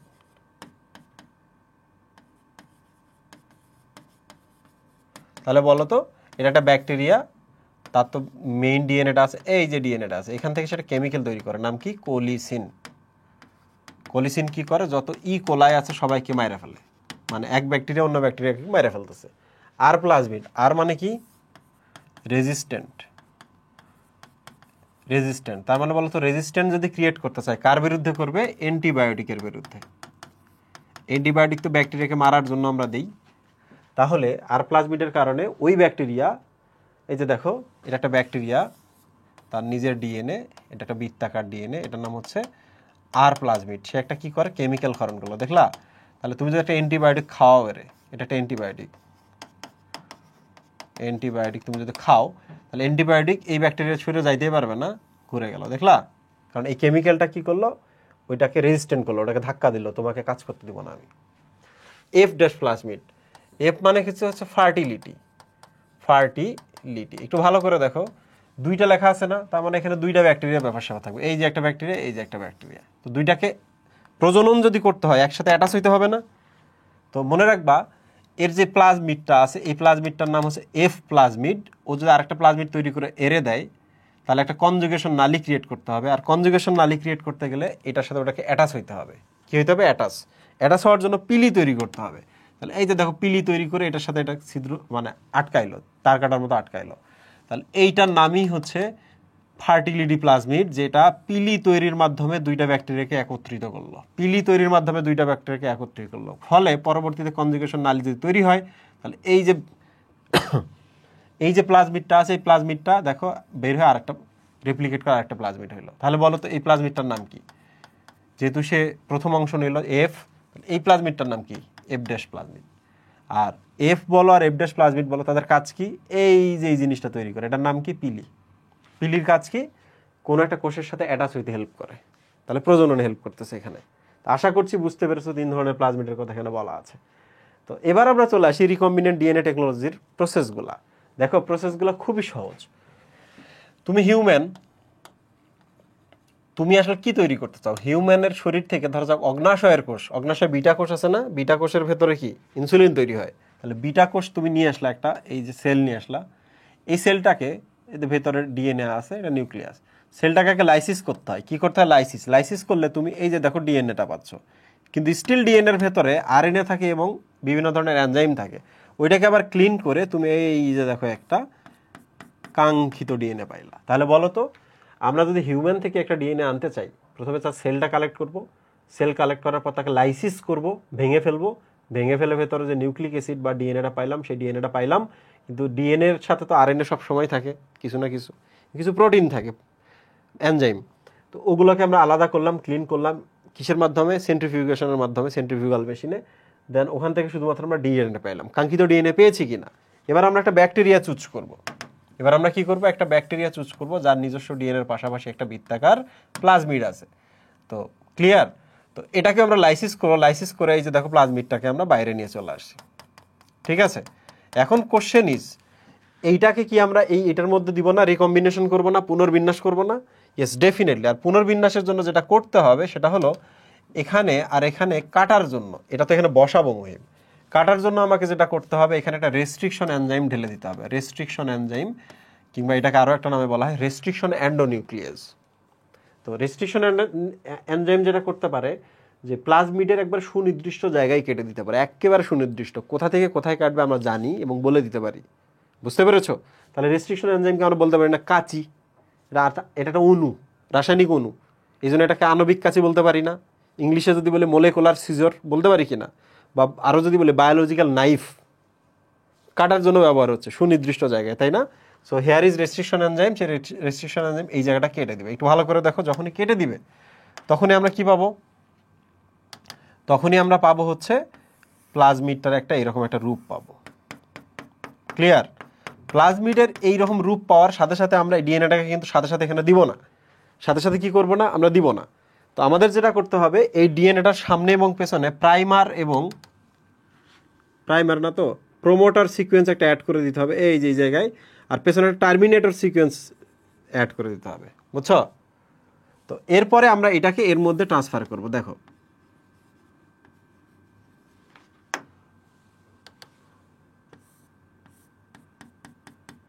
দেখছো কেন আমরা এখানে প্রোমোটার এবং এখানে হচ্ছে টার্মিনেটর দিয়েছি? কারণ এই ডিএনএটা থেকে যখন এমআরএনএ তৈরি হবে তখন যেন এখান থেকে কাজ শুরু হয়, এখানে গিয়ে যেন এমআরএনএটা তৈরি শেষ হয়। এটা কিন্তু সুনির্দিষ্ট করে দিতে হবে, অনেকে কিন্তু এটা লেখো না। তাহলে এখানে একটা প্রোমোটার সিকোয়েন্স দিব আর এখানে একটা টার্মিনেটর সিকোয়েন্স দিব। তাহলে বলো তো এরপরে কি হবে যদি কখনো এমআরএনএ তৈরি করতে হয় প্রোটিন তৈরির উদ্দেশ্যে? কারণ ইনসুলিন তো একটা প্রোটিন, আমরা তো ইনসুলিন তৈরির উদ্দেশ্যে কাজটা করতেছি। তাহলে এই যে এখান থেকে কিন্তু এতটুকু একটা এমআরএনএ উৎপন্ন হবে। দেখছো, একটা এমআরএনএ উৎপন্ন হবে এই যে এখান থেকে। আর যদি এখানে আমরা টার্মিনেটর সিকোয়েন্স না দিতাম তাহলে পুরোটাই তো আমরা একটা এমআরএনএ তৈরি করে ফেলতাম, তাই না মুহিম? তো এই জিনিসটা কিন্তু খুব গুরুত্বপূর্ণ। ওকে, তো প্রশ্ন হলো ভাই আমরা তো প্লাজমিডটা করলাম, এই প্লাজমিডটাকে এখন একটা কি করতে হবে? এখন একটা ব্যাকটেরিয়ার মধ্যে দিয়ে দিতে হবে। এটা একটা ব্যাকটেরিয়া আছে এখানে, ওর কিন্তু এখন কোনো প্লাজমিড নাই, প্লাজমিড বিহীন একটা ব্যাকটেরিয়ার মধ্যে দিতে হবে। তো কি করতে হবে জানো? তুমি একে হিট শক দিবা, হিট শক বা কারেন্ট দিবা, কিংবা যে কোনো ইলেকট্রোপোরেশন, বিভিন্ন পদ্ধতি আছে। তখন যেটা হয় তার এই দেয়ালগুলো আছে না, দেয়ালগুলো তখন ভালনারেবল হয়ে যায়, বা ফ্লুইড মোজাইক মডেলগুলো তখন ফাঁকা ফাঁকা ফাঁকা ফাঁকা হয়ে যায়, মানে ইজিলি এটাকে ভেতরে ঢুকতে দিবে। তো দেখো আমরা এখানে এটাকে হিট শক দিলাম, কোনটাকে? ব্যাকটেরিয়াটাতে, যার কোনো প্লাজমিড নাই এখন। তাহলে দেখছো এটা ভেতরে ঢুকে গেল, সাথে কোনটা ঢুকবে?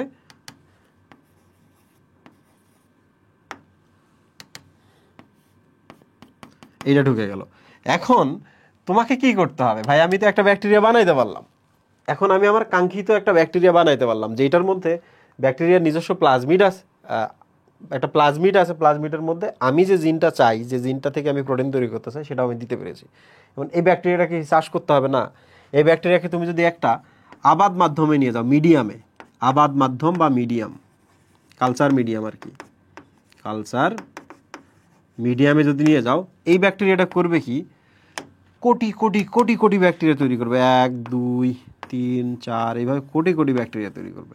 তোমরা বলো তো এই কোটি কোটি ব্যাকটেরিয়ার মধ্যে কি এই যে সেম জিনটা গেল না, দেখছো গেল কি না?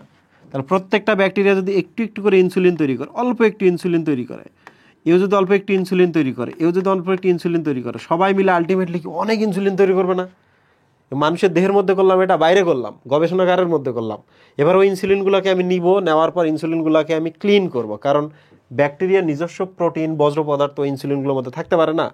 ইনসুলিনগুলোকে আমি ক্লিন করলাম, করার পর আমি এম্পুলে ভায়ালে ভরে কি করব, সেল করবো বাজারে। বুঝতে পেরেছো? সো এই ছিল রিকম্বিনেন্ট ডিএনএ টেকনোলজি পদ্ধতি। আমি আরেকবার বলি, দেখো তোমাকে দুই দিক থেকে যাচাই করতে হবে, তুমি কার কাছ থেকে প্লাজমিড নিবা, কিভাবে নিবা, এবং কার কাছ থেকে তুমি কাঙ্ক্ষিত জিন নিবা। হিউম্যানের আমি একটা ইনসুলিন তৈরি করতে চাই, তাহলে হিউম্যানের আমি অগ্নাশয়ের কোষ থেকে একটা সেল নিলাম, সেলটাকে আমি লাইসিস করলাম, লাইসিস করে আমি আমার কাঙ্ক্ষিত ডিএনএ পেলাম, সেই ডিএনএর একটা পর্শন আমার দরকার, সেই পর্শনটা নিলাম, কোনটা, যে পর্শনটা থেকে ইনসুলিন তৈরি হয়, রেডি আমার। এই ডিএনএর সামনে একটা প্রমোটার এবং শেষের দিকে আমি একটা টার্মিনেটর সিকোয়েন্স অ্যাড করে দিয়েছি, মানে অ্যাডটুকুই যেন কাজ করে। এবার একটা ব্যাকটেরিয়া নিলাম, সেই ব্যাকটেরিয়া আমাকে প্লাজমিডটা বাইর করে আনতে হবে, তাহলে ব্যাকটেরিয়া সেলটাকে আমি লাইসিস করলাম, আমি প্লাজমিডটা পাইলাম। প্লাজমিডটার আমি কি করবো, একটা সুনির্দিষ্ট জায়গায় কাটবো রেস্ট্রিকশন এনজাইমের মাধ্যমে। কাটার পরে ফাঁকা হইলো, সেই ফাঁকা জায়গাটায় আমি কি করলাম, আমার এই যে কাঙ্ক্ষিত ডিএনএটা দিয়ে দিলাম উইথ তার সামনে পেছনে প্রমোটার এবং টার্মিনেটর সিকোয়েন্স সহ। এই জিনিসটাকে যদি আমি এখন একটা ব্যাকটেরিয়ার মধ্যে প্রবেশ করাইতে চাই, ডেফিনেটলি তার নিজস্ব কোনো কি থাকা যাবে না, প্লাজমিড থাকা যাবে না। আর ব্যাকটেরিয়ার ভেতরে যে প্রবেশ করতে চাই, ওটাকে ঠেলে প্রবেশ করানো যাবে না। সিরিঞ্জ দিয়ে প্রবেশ করানো যায়, গানশট, হ্যাঁ গানশট দিয়ে প্রবেশ করানো যায়, তারপর হচ্ছে শক ওয়েভ দিয়ে, মানে ইলেকট্রিক শক দিয়ে প্রবেশ করানো যায়, ইলেকট্রোপোরেশন আছে, হিট শক আছে, নানাভাবেই প্রসেস আছে। সেই প্রসেসের সময় এই মেমব্রেনগুলো দিয়ে কিন্তু ইজিলি এটা ঢোকার মতো একটা পরিবেশ ক্রিয়েট হয়ে যায়। দেখো এটা এর মধ্যে ঢুকে গেছে। এরপর আমি এই ব্যাকটেরিয়াটা কি করবো, একটা কাঙ্ক্ষিত আবাদ মাধ্যমে নিয়ে যাব, যে আবাদ মাধ্যমটা আমি আমার মতো করে উপাদান দিয়েছি যেন ব্যাকটেরিয়া খুব গ্রো করতে পারে। ব্যাকটেরিয়া যখন গ্রো করবে, প্রত্যেকটা ব্যাকটেরিয়া একটু একটু করে আমার ইনসুলিনটা তৈরি করে দিবে। সব ইনসুলিন যখন আমি পাবো, সেই ইনসুলিনের মধ্যে তো বিভিন্ন ব্যাকটেরিয়ার মৃতদেহ, ব্যাকটেরিয়ার নিজস্ব টক্সিনস, বিভিন্ন জিনিস থাকে, ওটাকে ক্লিন করবো আমি। ক্লিন করার পর যা আমি পাবো, ওইটাকে আমি ভায়ালে বা ইম্পুলে করে কি করবো, বাজারজাত করবো। দেখেছো কিভাবে আমরা রিকম্বিনেন্ট ডিএনএ টেকনোলজিটা পড়ে ফেললাম? সেই রিকম্বিনেন্ট ডিএনএ টেকনোলজি পদ্ধতিতে দেখো প্রসেস তো শুরু হবে, এর আগে আমি রেস্ট্রিকশন এনজাইমটা পড়াই ফেলে। What is restriction enzyme? Restriction enzyme মানে হচ্ছে রেস্ট্রিক্ট করে, যে এই জায়গায় গিয়ে কাটবো, এরপর যাইতে দেবো না। That is called restriction enzyme. এবার রেস্ট্রিকশন এনজাইম ইউজুয়ালি নিউক্লিয়াসে তৈরি হয়, এই জন্য একে বলা হয় অ্যান্ডোনিউক্লিয়েজ। অ্যান্ডোনিউক্লিয়াস মানে নিউক্লিয়াসের ভেতরে, আর এজ মানে হচ্ছে এনজাইম। অ্যান্ডোনিউক্লিয়েজ মানে হচ্ছে ওই রেস্ট্রিকশন এনজাইমটা। ক্লিয়ার? এখন যে জায়গায় ওরা কাটে, ওই জায়গাটার নাম হচ্ছে রেস্ট্রিকশন সাইট। ওরা কিন্তু নিজস্ব সিকুয়েন্স আছে, শনাক্ত করতে পারে এবং সুনির্দিষ্ট জায়গায় কেটে দিতে পারে। প্রিয় স্টুডেন্ট, আমরা যা পড়লাম সেই পড়াটা এবার যেটা করব আমরা, ওইটাকে আমরা হচ্ছে বইয়ে যেভাবে লেখা আছে এটাতে ব্যাখ্যা করব। আমরা কনসেপ্টটা এখানে দিয়েছি, দেখো 1 নাম্বার কাঙ্ক্ষিত ডিএনএ, ওই যে ওইটা কাঙ্ক্ষিত ডিএনএ নির্বাচন এবং পৃথকীকরণ। দেখছো এখানে লেখা আছে যে আমরা কি করব, জীবের কোষ থেকে ডিএনএ-কে পৃথক করব। প্রথমে আমরা সেলটাকে লাইসিস করব, ওই যে দেখো লাইসিস লেখা আছে। করার পর আমরা এর ওই সেলের ভেতরের প্রোটিন দুনিয়ার যা কিছু আছে সেখান থেকে আমরা শুধুমাত্র নিউক্লিক অ্যাসিডটাকে নিব। এবার নিউক্লিক অ্যাসিডের ভেতরে যদি কোনো আরএনএ এবং প্রোটিন থাকে, সেটাকে আমরা পৃথক করব। মজার ব্যাপার হলো এইটা আমরা কয়েকভাবে করতে পারি, সিজিয়াম ক্লোরাইড দ্রবণ কিংবা সুক্রোজ দ্রবণ, সেন্ট্রিফিউজ করতে পারি। সেন্ট্রিফিউজ যদি আমরা করি, তাহলে ডিএনএগুলো আমরা আমাদের মতো করে কাঙ্ক্ষিত ডিএনএ পাবো। ঠিক আছে? বর্তমানে একটা পদ্ধতি আছে, এটার নাম হচ্ছে সিলিকা কিট, সিলিকা নির্ভর বা সিলিকা ডিপেন্ডেন্ট কিট। এর মাধ্যমে কিন্তু খুব ইজিলি এটা বাইর করে নিয়ে আসা যায়। তো এরপর এবার কি করবো, আমরা ভেক্টর বা বাহক নির্বাচন করবো। ভেক্টর কোনটা? এই যে এইটা। তাহলে আমরা একটা ব্যাকটেরিয়া নির্ধারণ করলাম, ব্যাকটেরিয়া থেকে আমরা বের করবো কি, দেখো ব্যাকটেরিয়ার প্লাজমিডকে আমরা প্রয়োজন অনুসারে মডিফাই করেছি, তাই না? এই যে যারা কেটে ফেলে ওই যে ওইটা এখানে অ্যাড করেছি, মডিফাই করছি না? এই হলো ঘটনা। এখন কিছু কিছু ব্যাকটেরিয়া আছে, বুঝছো, কোলাই আছে, তারপর অ্যাগ্রো ব্যাকটেরিয়াম তুমিফেসিয়েন্স আছে, এই ধরনের ব্যাকটেরিয়াগুলো সাধারণত আমরা নেই। এই ধরনের ব্যাকটেরিয়াগুলো সাধারণত আমরা নেই, ওইটার কথা এখানে বলা আছে। এবার তোমরা খেয়াল করছো, এই যে যে ডিএনএটা আমরা এখানে ট্রান্সফার করতেছি, দেখো এটার সামনে প্রমোটর এবং পেছনে টার্মিনেটর দিই আমরা, ওটা এখানে লেখা আছে, ঠিক না? তো এটা যদি আমরা এখানে দেই তাহলে কি রেজিস্ট্রেশন এনজাইম দিয়ে এটা কাটলাম, কেটে ক্লিন করলাম, করে আমরা এটা এখানে দিয়ে দিলাম, তাহলে কাটার কথাটা এই জায়গায় বলছে, ঠিক আছে? এরপর কি, এরপর হচ্ছে ডিএনএটাকে প্লাজমিডের মধ্যে আমরা স্থাপন করব। তোমরাই বলো তো, একটা ডিএনএ এরকম, ওর সাথে যদি নতুন একটা ডিএনএ অ্যাড করি, তার লাইগেজ লাগবে না? লাইগেশন করার জন্য, বেঁধে দেওয়ার জন্য লাইগেজ এনজাইমটা কিন্তু এখানে কাজ করে। এখানে কি দেওয়া আছে? এই যে ডিএনএ লাইগেজ এনজাইম কাজ করে। এবার আমরা কি করব, একটা পোষক নির্ধারণ করব। পোষক মানে কি, যে যেটা পাইলাম এটা আমরা আবার কার দেহের মধ্যে দিব? তাহলে আমরা এবার পোষক একটা খুঁজে বের করব। সেই পোষক, এমন একজন পোষক লাগবে যার নিজস্ব কি নাই, প্লাজমিড নাই। তাহলে এবং স্বাভাবিক অবস্থায় পরিবেশ থেকে এরা প্লাজমিড গ্রহণ করে না। তাহলে আমরা একটা ক্যালসিয়াম সমৃদ্ধ দ্রবণে হিট শক দেবো ওই ব্যাকটেরিয়াটাকে, ধইরা নিয়ে আসলাম, তোমার শরীরের ভেতরে ঢোকাই দিব, এই জন্য তোমার হিট শক দিব। তোমার তো বললে হবে না, বলো তো ব্যাকটেরিয়াটাকে আমি যদি চিঠি লিখি, সে কি বলবে আমার শরীরে ডিএনএ দাও, সমস্যা নাই? মাইক দিয়ে যে কানে বলি, সে কি শুনবে? শুনবে না। এই জন্য ওকে আমরা কি করবো, হিট শক দিব, দিয়ে আমরা ডিএনএটা তার শরীরের মধ্যে দিয়ে দিব। তাহলে দেখো, যে ব্যাকটেরিয়াটা আমরা পেলাম, তোমরা একটা জিনিস খেয়াল করো, এই ব্যাকটেরিয়াটাতে কি আগে এটা ছিল? ছিল না। এর মধ্যে যদি আমরা এটা দিয়ে দিই, তাহলে এই ব্যাকটেরিয়াটাকে আমরা বলতে পারি না ট্রান্সফর্মড ব্যাকটেরিয়া? ট্রান্সফর্মড ব্যাকটেরিয়া মানে কি, আগে আমার প্লাজমিড ছিল না, আজকে আমার প্লাজমিড আছে, আমি ট্রান্সফার হয়ে গেছি, আমার শরীরে কিছু ট্রান্সফার করা হয়েছে, আমি নিজেও ট্রান্সফর্মড হয়ে গেছি, চেঞ্জ হয়ে গেছি। এটাকে কি আমরা বলতে পারি না টিও, ট্রান্সজেনিক অর্গানিজম? এই জিনগুলা কি আমরা তার শরীরে দিলাম না? তাহলে এটা এখন ট্রান্সজেনিক অর্গানিজম না? আবার বলো তো, এই জিনটা, এই জিনিসটা যদি আমি একটা জীবের ভেতরে ঢোকাই দিই, একটা গাছের কোষের মধ্যে ঢোকাই দিয়ে বলো এই গাছটাকে, তুমি আজ থেকে একটা ট্রান্সফর্ম জীব, তুমি আজ থেকে একটা ট্রান্সজেনিক জীব। তার ট্রান্সজেনিক মানে কি, ট্রান্সফার করা কি এই প্লাজমিডটাকে বা জিনটাকে, ঠিক আছে? তাহলে ট্রান্সফর্ম ব্যাকটেরিয়া কাকে বলে? তাহলে যে ব্যাকটেরিয়া ওই কাঙ্ক্ষিত জিন সহ প্লাজমিডটি গ্রহণ করে, সেই ব্যাকটেরিয়াকে বলা হয় ট্রান্সফর্ম ব্যাকটেরিয়া, যেটা এখানে বলা আছে। আচ্ছা যাই হোক, এরপরে দেখো কি হয়েছে। এরপরে হচ্ছে আমরা মাঝখানে একবার চেক করে দেখবো যে ঠিকঠাক আছে কিনা। যে ব্যাকটেরিয়াটা আমি বানাইলাম, ওজন গ্রো করে, অনেকগুলো বাচ্চা কাছে পয়দা করে, দুই একটা বাচ্চা ধরে নিয়ে আসলাম, কান ধরে নিয়ে এসে আমরা একটু টেস্ট করবো। দুইভাবে টেস্ট করা যায়, দেখো পিসিআর এর মাধ্যমে করা যায়, পিসিআর পদ্ধতিতে। এটা শুধু এটা দেখে রাখো, হ্যাঁ, এটা আমি এক্সপ্লেন করবো না, এখান থেকে এমসিকিউ আসতে পারে। 2 নম্বর আছে জেনেটিক প্রবের মাধ্যমে করা যেতে পারে, আর একটা আছে কই, 2 নম্বরটা হচ্ছে রেস্ট্রিকশন ডাইজেশনের মাধ্যমে করা যেতে পারে। এই জায়গাটা একটু দেখো, হ্যাঁ, পরীক্ষার জন্য এটা আমি 100% দিয়ে দিলাম এমসিকিউতে, যে আমরা যে ট্রান্সফর্ম ব্যাকটেরিয়াটাকে এখন নিয়ে এসে চাষ করতেছি, এটা যে ঠিকঠাক আছে, ভেতরে যে ঠিকঠাক কাঙ্ক্ষিত জিন আছে, চেক করব কিভাবে? 1 নম্বর হচ্ছে পিসিআর করা হয়, 2 নম্বর হচ্ছে রেস্ট্রিকশন ডাইজেশন করা হয়, 3 নম্বর হচ্ছে জেনেটিক প্রব করা হয়। জেনেটিক প্রব এমন একটা মাধ্যম, এটা মেটাল ডিটেক্টরের মাধ্যম, যেটা পরীক্ষায় আসতে পারে যে কোনটি মেটাল ডিটেক্টরের সাথে তুলনীয়। জেনেটিক প্রব আমি এটা এক্সপ্লেন করছি না, হ্যাঁ। সো যাই হোক, এবার চলে আসি রিকম্বিনেন্ট ডিএনএতে। ওই জিনিসটা আমরা একটা ব্যাকটেরিয়া স্থাপন করলাম, করার পর হচ্ছে যদি এমন মনে হয় যে আমরা ওই জিনিসটা কোনো একটা উদ্ভিদে দিব, উদ্ভিদে আমরা দিতে পারি। তো যাই হোক, উদ্ভিদটার নাম ট্রান্সজেনিক উদ্ভিদ বা ট্রান্সফর্মড উদ্ভিদ, বিভিন্ন ধরনের এখানে কথা বলা আছে। লাস্টের লাইনে একটা কথা আছে, হ্যাঁ, পরীক্ষায় এটা আসতে পারে, ইমপ্লান্টা পদ্ধতিতে সরাসরি ট্রান্সজেনিক উদ্ভিদ তৈরি করা যায়। ইমপ্লান্টা মানে আমি যেটা তৈরি করলাম রিকম্বিনেন্ট ডিএনএ, তাহলে ইমপ্লান্ট করলাম আমি একটা উদ্ভিদের মধ্যে। ইমপ্লান্ট মানে কি জানো, অন্যের আরেকটা জিনিস আরেকজনের শরীরে স্থাপন করা, যেমন কিডনি ট্রান্সপ্লান্ট, বুঝছো? ট্রান্সপ্লান্ট, ইমপ্লান্ট, এগুলো হচ্ছে সেম ধরনের টার্ম।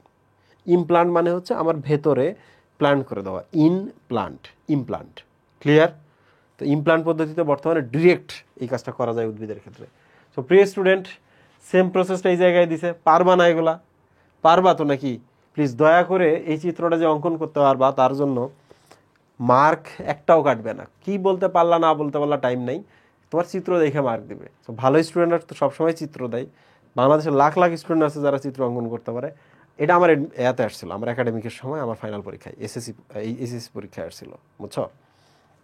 তোমাদেরও এইটা আসবে। তার মানে আজকে পরীক্ষার যে 2টা জিনিস আসতো, আমরা 2টা পড়ে ফেলছি, ঠিক আছে? তো এখানে টিস্যু কালচার এবং এটার কথা বলছে। দেখো, টিস্যু কালচার এবং রিকম্বিনেন্ট ডিএনএ টেকনোলজির পার্থক্যটা পরীক্ষায় আসবে, যে কারণে আমি এটা একটু বলে দিই। তো তোমাদের তো মনে আছে না, এখানে একটা গাছ থাকবে, অল্প কিছু টিস্যু নিব, এটা আবার ক্যালাস তৈরি হবে, ক্যালাস থেকে দেখো ছোট ছোট চারা তৈরি হবে, এন্ড দেন আমরা এটা কি করব, টবে স্থানান্তর করব, তারপর আমরা এটা কি করব, মাটিতে স্থানান্তর করব, তাই না? এই জীবের মতো হয়ে গেল। আর রিকম্বিনেন্ট ডিএনএ কি করব, আমরা একটা প্লাজমিড তৈরি করব, এখানে কাঙ্ক্ষিত জিনটা দিব, দেওয়ার পর একটা ব্যাকটেরিয়ার মধ্যে আমরা এটাকে স্থাপন করব। তাহলে এইটার মধ্যে পার্থক্য কি বলো তো? প্রথমে সংজ্ঞাটা দিতে হবে না? যেখানে মাইক্রো প্রোপাগেশন করা যায়, অল্প কিছু টিস্যুকে নিয়ে কাঙ্ক্ষিত উদ্ভিদের অল্প কিছু টিস্যু বা এক্সপ্লান্টকে নিয়ে আমরা কি করি, চাষাবাদ করে মাতৃ উদ্ভিদের মতো আমরা উদ্ভিদ তৈরি করি। আর ওইটাতে কি আমরা করি, এটা সজীব কোষ থেকে আমরা কাঙ্ক্ষিত একটা ডিএনএ নিয়ে আমরা একটা প্লাজমিডের থ্রুতে একটা কোনো কিছুর মধ্যে প্রবেশ করাই। উৎপাদন দেখো, এই পদ্ধতিতে অল্প সময়ে অনেক চারা উৎপাদন হয়, আর এইটাতে কিন্তু আকাঙ্ক্ষিত বৈশিষ্ট্য সম্পন্ন কিন্তু উদ্ভিদ তৈরি করা যায় না অল্প সময়ের মধ্যে। এটা কিন্তু একটা দীর্ঘ প্রসেস। ভাইরাস এবং রোগমুক্ত উদ্ভিদ সৃষ্টি করা যায়, কারণ আমরা যে টিস্যুগুলো নেই এগুলো সাধারণত মেরিস্টেমেটিক টিস্যু, ভাজক টিস্যু, নবীন টিস্যু, নিষ্পাপ নিষ্কলঙ্ক টিস্যু, যে কারণে এইটাতে আমরা কি করতে পারি, ভাইরাস এবং জীবাণুমুক্ত করতে পারি। বাট এইটাতে কিন্তু মানে এই লাইনটা মানে একটা ভেগ টার্ম আর কি, ভেগ টার্ম প্রক্রিয়া। আচ্ছা, এটা অপেক্ষাকৃত কম জটিল প্রক্রিয়া। কেন কম জটিল প্রক্রিয়া? কারণ এটা যে কেউ যে কোনো জায়গায় সামান্য একটু সতর্কতার মাধ্যমে করতে পারে, কিন্তু এটার জন্য হাই ডিপেন্ডেন্সি একটা হচ্ছে সেট আপ লাগবে, বুঝতে পেরেছ? ল্যাব লাগবে, ল্যাবের মধ্যে খুবই সতর্কতার সাথে এটা করতে হবে। প্লাজমিডের ব্যবহার, টিস্যু কালচারে তো কোনো প্লাজমিড ব্যবহার করতেছি না, কিন্তু ওই যে রিকম্বিনেন্ট ডিএনএ টেকনোলজিতে আমরা কিন্তু এটা ব্যবহার করতেছি। জিন, এখানে কিন্তু জিন ম্যানিপুলেশনের কোনো ব্যাপার স্যাপার নাই। তুমি সেল নিয়ে আসলে সেলের মধ্যে জিন থাকে, ওটার দিকে তুমি তাকাবাও না, সেল থেকে তুমি উদ্ভিদ তৈরি করবা। বাট ওইটাতে তো জিন ম্যানিপুলেশন করা হয় না। ম্যানিপুলেশন মানে বদলে দেওয়া আর কি, ম্যানিপুলেট করা, তাই না? ওখানে বদলে দিলাম না, আমারটার একটু নিয়ে গেলাম, ব্যাকটেরিয়ার প্লাজমিড নিয়ে এসে কেটে ফেলে দিয়ে ওখানে আমি ঢোকাই দিলাম, দিয়ে আরেকটা জীবের মধ্যে দিয়ে ওই জীবের আমি জিন চেঞ্জ করে দিলাম, তাই না? আর অপত্য উদ্ভিদের ধরন, এখানে কমপ্লিট ক্লোন হয়, তাই না? একবার সমগুণ সম্পন্ন কোষ নিচে, ওই কোষ থেকে উদ্ভিদ। আর এখানে কি হয়, প্যারেন্ট জীব থেকে ভিন্ন হয়। আমার যে ডিএনএটা নিয়ে কি ব্যাকটেরিয়া দিয়ে ও কি মানুষ হয়ে গেল? আবার অন্য ব্যাকটেরিয়ার যে প্লাজমিডের পর্শনটা নতুন ব্যাকটেরিয়া গেল, সে কি আর আগের মতো থাকলো না কিন্তু। সো চেঞ্জ হয়ে যায় এখানে। সো আশা করছি এই অংশটুকু তোমরা বুঝতে পারবা। এখানে দেখো আরডিএনএ এবং পিসিআর এর মধ্যে একটা পার্থক্য দেওয়া আছে। দেখো রিকম্বিনেন্ট ডিএনএ টেকনোলজির এই জিনিসগুলো তোমরা বোঝো, এটা তোমরা বোঝো। বাট পিসিআর কি জিনিস আমি বলি, এটা হচ্ছে পলিমারেজ চেইন রিঅ্যাকশন। এই যে তোমরা যখন কোভিড হয়েছে, কোভিডের সময় কি আমাদের নেজাল সোয়াব বা নেজোফেরেঞ্জিয়াল সোয়াব নিছে না, লালার একটা অংশ নিছে, ওখানে ভাইরাস থাকে। তো তোমরাই বলো তো, এই ভাইরাসটা নেওয়ার পর ভাইরাসের ডিএনএটা বা আরএনএটা নিছে কিনা? এটা নিছে কিনা? যদিও কোভিডের ক্ষেত্রে ওটা আরএনএ। তো যাই হোক, আমি একটা ধর ডিএনএ নিলাম। এখন এই ডিএনএটাকে আমি কি করব, রাখলাম একটা কাচের মধ্যে, রেখে এখানে দিলাম, দেওয়ার পর আমি এটার মধ্যে এনজাইমস দিলাম। কি দিলাম? এনজাইমস দিলাম। তাহলে এটা কি হবে জানো, অনেকগুলো ডিএনএ তৈরি হবে, অনেকগুলো ডিএনএ। তাহলে দেখছো চেইন রিঅ্যাকশনের মতো বাড়বে, পলিমার মানে অনেকগুলো পলিমার তৈরি করবে, এজ মানে এনজাইম। তাহলে এই প্রক্রিয়ায় কি হয় দেখো, ডিএনএ খণ্ডকের শুধুমাত্র ক্লোনিং ঘটানো হয়। নিচে একটা অনেকগুলো হলো না, ডিএনএ খণ্ডকের ক্লোনিং হলো। ইন ভিট্রো মানে হচ্ছে কাচের ভেতরে, ভিট্রো মানে কিন্তু কাচ, ভেতর না, ভিট্রো মানে কাচ, ইন মানে ভেতরে, কাচের ভেতরে এটা হইলো না। এখানে কি কোনো ভেক্টর লাগলো, কোনো ব্যাকটেরিয়া লাগলো? তুমি ডিএনএটা সরাসরি কাছে রাখলা, কাছে তুমি কিছু একটা দিলে, ওখানে বাড়লো। এরপর দেখো পিসিআর এর প্রধান উৎসেচক হচ্ছে ডিএনএ পলিমারেজ। তুমি বলো ডিএনএ থেকে অনেক ডিএনএ যদি তুমি বানাইতে চাও, তাহলে ডিএনএ পলিমারেজ নিবা নাকি আরএনএ পলিমারেজ নিবা? ডিএনএ পলিমারেজ এনজাইম নিবা। আর লাস্টেটা দেখো জেনেটিক ইঞ্জিনিয়ারিং এর ক্ষেত্রে পিসিআর এর ভূমিকা কম। অ্যাকচুয়ালি এটা ডায়াগনস্টিক পারপাসে ব্যবহার করা হয়, কিংবা হচ্ছে প্রয়োজনের চাহিদা মতো যদি কোনো ডিএনএ তোমার প্রয়োজন পড়ে, তুমি সামহাও ডিএনএটা পাচ্ছ না, তুমি ব্যাংকে আসবা, জিন ব্যাংক থাকে, জিন ব্যাংক থেকে তুমি, ওরা কইরা রাখছে, অনেক কপি করে রাখছে, তুমি ওখানে নিতে পারবা। বাট ইউজুয়ালি রিকম্বিনেন্ট ডিএনএ টেকনোলজিতে পিসিআর এর এটা কম আর কি, মোটামুটি কম, যতটা না এটা ডায়াগনোসিসের ক্ষেত্রে। প্রচুর পরিমাণে কিন্তু পিসিআর করা হয় হসপিটালগুলোতে রোগ শনাক্তকরণের ক্ষেত্রে। আচ্ছা, রিকম্বিনেন্ট ডিএনএ টেকনোলজির ব্যবহার, হ্যাঁ, ডিএনএ প্রযুক্তির ব্যবহার, তো এগুলো তোমরা নিজেরাই পড়তে পারবা, তবু আমি একটু জায়গা দেখাই দিই। দেখো উপকারী দ্রব্য মানে কি, তুমি ইনসুলিন তৈরি করতেছো, তুমি ইন্টারফেরন তৈরি করতেছো, তোমার পছন্দ অনুযায়ী তুমি তৈরি করতে পারো। ভ্যাকসিন যদি তৈরি করতে চাও, দেখো করতে পারবা। তাহলে তামাক গাছে হেপাটাইটিস বি ভ্যাকসিন পরীক্ষায় আসতে পারে। হেপাটাইটিস বি ভ্যাকসিন উৎপন্ন করার জন্য কোন পদ্ধতিটা ব্যবহার করা হবে? Recombinant DNA technology. 2 নম্বর হচ্ছে কোন উদ্ভিদের মধ্যে হেপাটাইটিস বি এর ভ্যাকসিন তৈরি করা পসিবল, তামাক গাছের মধ্যে। ব্যাপারটা এমন না যে এখন বিড়ি টানবা, তামাক কিনবা, খাবা, হেপাটাইটিস বি এর ভ্যাকসিন হয়ে যাবে, ব্যাপারটা কিন্তু এমন না। অনেকে আবার এগুলা কি লিটারালি নিয়ে নেয়। পরিবেশীয় প্রতিকূলতা উত্তরণ। আচ্ছা তোমরা আমারে কত পিনাট, হ্যাঁ পিনাট মানে বাদাম, এক ধরনের বাদাম। তো বাদাম ধরা যাক হচ্ছে একটা পরিবেশে সে জন্মাইতে পারে না, তো কোনো একটা জীব থেকে যারা প্রতিকূল পরিবেশে জন্মাইতে পারে, যাদের ওই ক্ষমতাটা আছে, তাদের যদি ওই স্পেশাল ডিএনএটা আইনা বাদামের মধ্যে দিয়ে দাও, বাদাম কি হবে? ওই পরিবেশে টিকতে পারবে না? পারবে। তার মানে এটা রিকম্বিনেশনের কাজ, নট টিস্যু কালচারের কাজ। কনসেপ্ট বুঝলে? ওখানে শুধু কপি করছে, ওখানে আমাদের উদ্দেশ্য ছিল সংখ্যা বাড়ানো, বা যে উদ্ভিদ থেকে আমরা চারা পাই না, বীজ পাই না, ভ্রূণ পাই না, সেগুলো থেকে আমরা বানাচ্ছি। আর এখানে কি, এখানে আমরা বৈশিষ্ট্য স্থানান্তর করতেছি। ক্ষতিকর পোকা প্রতিরোধী জাত উৎপাদন। 2টা উদ্ভিদ আছে, এর হচ্ছে অমুক পোকার বিরুদ্ধে সে কাজ করতে পারে, এ পারে না, কিন্তু এই উদ্ভিদের আমার ফসল লাগবে, কিন্তু পোকার আক্রমণে তো সে মারা যায়, তাহলে এর ডিএনএটা আমি এর দিয়ে এরকম উদ্ভিদকে তৈরি করব, এই সেলের মধ্যে দিয়ে দিব, তাহলে এ এখন কি পতঙ্গ প্রতিরোধী হিসাবে পৃথিবীতে জন্ম নেবে, তাই না? যেমন সয়াবিন, হ্যাঁ তারা গ্লাইফোসেট প্রতিরোধ করতে পারে, হ্যাঁ এটা কেমিক্যালস, এই কেমিক্যালটাকে ওই সয়াবিন প্রতিরোধ করতে পারে। এই যে দেখো, এটা কিন্তু জানতে হবে, হ্যাঁ বিটি কটন। বিটি কটন হচ্ছে ক্ষতিকর পোকা প্রতিরোধী একটা জাত, তুলার জাত। পরীক্ষায় আসে কিন্তু, ক্ষতিকর পোকা প্রতিরোধী তুলার জাত কোনটি বা উদ্ভিদ কোনটি? বিটি কটন। পরীক্ষায় আসতে পারে আগাছা নাশক, ও আগাছা নাশক যে কেমিক্যালস আছে, রাসায়নিক আছে, তাদের প্রতিরোধী উদ্ভিদের নাম কি? সয়াবিন, যারা গ্লাইফোসেটকে কেমিক্যালটা প্রতিরোধ করতে পারে। পরীক্ষায় আসতে পারে কি প্রতিরোধী একটা আছে এখানে, লবণাক্ততা সহিষ্ণু বা লবণাক্ততা প্রতিরোধী একটা এর নাম বলো, উদ্ভিদের নাম বলো, পিনাট, রাইট? তো এই জিনিসগুলো এইভাবে আসতে পারে এমসিকিউতে, এবং লিখতেও হইতে পারে। পারবা তো নাকি? আচ্ছা বলো তো, আমি তখন যেটা বললাম তুমি কি এটা লিখতে পারবা না? ট্রান্সজেনিক উদ্ভিদ কিভাবে তৈরি করা হয়? ট্রান্সজেনিক উদ্ভিদ তো বুঝতেই পারলা। এই যে দেখো, ওই কথাগুলো এখানে বলছে। কৃষিক্ষেত্রে রিকম্বিনেন্ট ডিএনএ টেকনোলজির ব্যবহার, এইটা একটু ভালো করে দেখবা, পরীক্ষা আসতে পারে। যেমন ট্রান্সজেনিক উদ্ভিদ, তোমরাই বলো তো, ট্রান্সফার করেছি না আমরা কি একটা স্পেশাল জিনকে কোন একটা উদ্ভিদের মধ্যে, তাহলে উদ্ভিদটার নাম কি এখন? ট্রান্সজেনিক উদ্ভিদ। তো এখানে ওই কথাগুলো বলা হয়েছে, দেখো ওই যে কটন, যারা হচ্ছে পোকা প্রতিরোধ করতে পারে। এই যে দেখো সয়াবিন, যারা হচ্ছে কেমিক্যাল প্রতিরোধ করতে পারে, সেটার কথা এখানে বলেছে। আবার এখানে দেখো গুণগত মান উন্নয়ন, হ্যাঁ অস্ট্রেলিয়ার ভেড়ার কথা বলছে। অস্ট্রেলিয়ার ভেড়া পালন অত্যন্ত লাভজনক একটা প্রফেশন। তো ভেড়ারা ইউজুয়ালি একটা ঘাস খায়, তার নাম হচ্ছে ক্লোভার জাতীয় ঘাস। কিন্তু সমস্যা হলো এইটার হচ্ছে সালফারের অভাব আছে। ক্লোভার ঘাসের মধ্যে যে প্রোটিনগুলো আছে, মানে সালফারের অভাব আছে। তাহলে এক কাজ করি, সালফার তৈরির যদি কোনো জিন বা সালফার অ্যাকুমুলেশন করে এমন যদি জিন আমরা কোথাও পাই, কোথা থেকে পাই? এখানে দেওয়া আছে, দাঁড়াও, সূর্যমুখীতে আছে এটা, বুঝছো?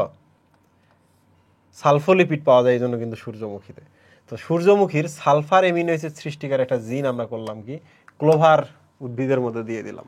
তাহলে ক্লোভার উদ্ভিদে যে সালফারের অভাব হইতো, তাহলে ওখানে এখন তারা হচ্ছে সালফার অ্যাকুমুলেট করতে পারবে। এখন যদি ওই ভেড়ারা খায়, তাহলে ভেড়ার লোমটা আরও বেটার হবে। আরও কি হবে? আর যাই হোক, দেখো super rice, what is super rice বা গোল্ডেন রাইস?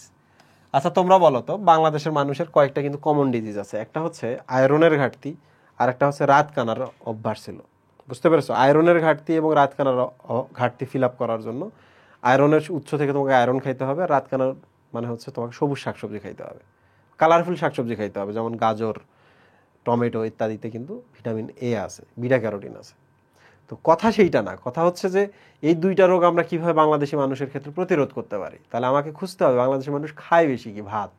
তাহলে যদি কোনো কারণে আমি ধান বা চালের মধ্যে আয়রনের ঘাটতি কিংবা বিটা ক্যারোটিন, যেটা ভিটামিন এ তৈরি করে, এই 2টার ঘাটতি ফিল আপ করে দিতে পারি ধানের মধ্যে, ভাতের মধ্যে, তাহলে বাংলাদেশের মানুষ ভাত খাইলেই কি হবে? এটা একটা গোল্ডেন রাইস যে তার এই 2টা রোগ প্রতিরোধ করবে, তাই না?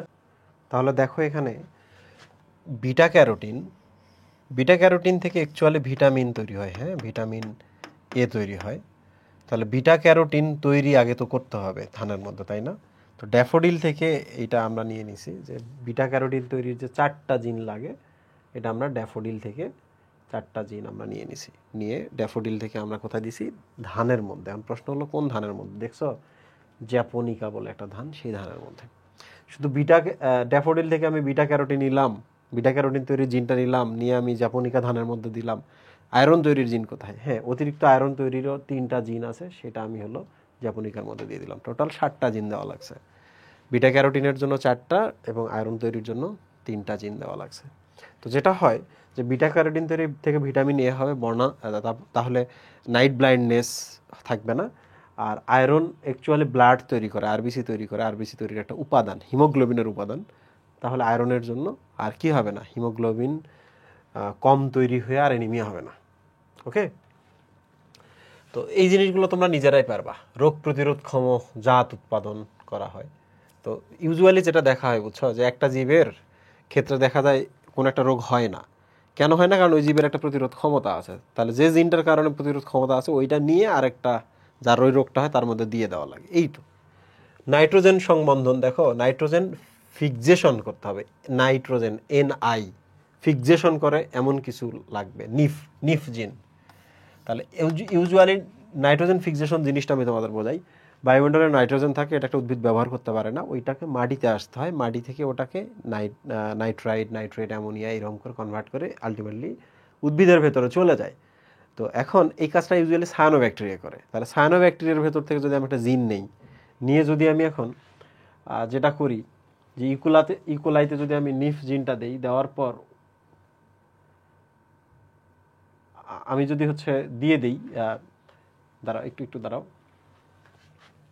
ইকোলাই ব্যাকটেরিয়াতে যদি দিয়ে দিই, তাহলে এতে যেটা হবে যে ফসলের উৎপাদনের জন্য নাইট্রোজেন সমৃদ্ধ ইউরিয়া সারের ব্যবহার কমে যাবে।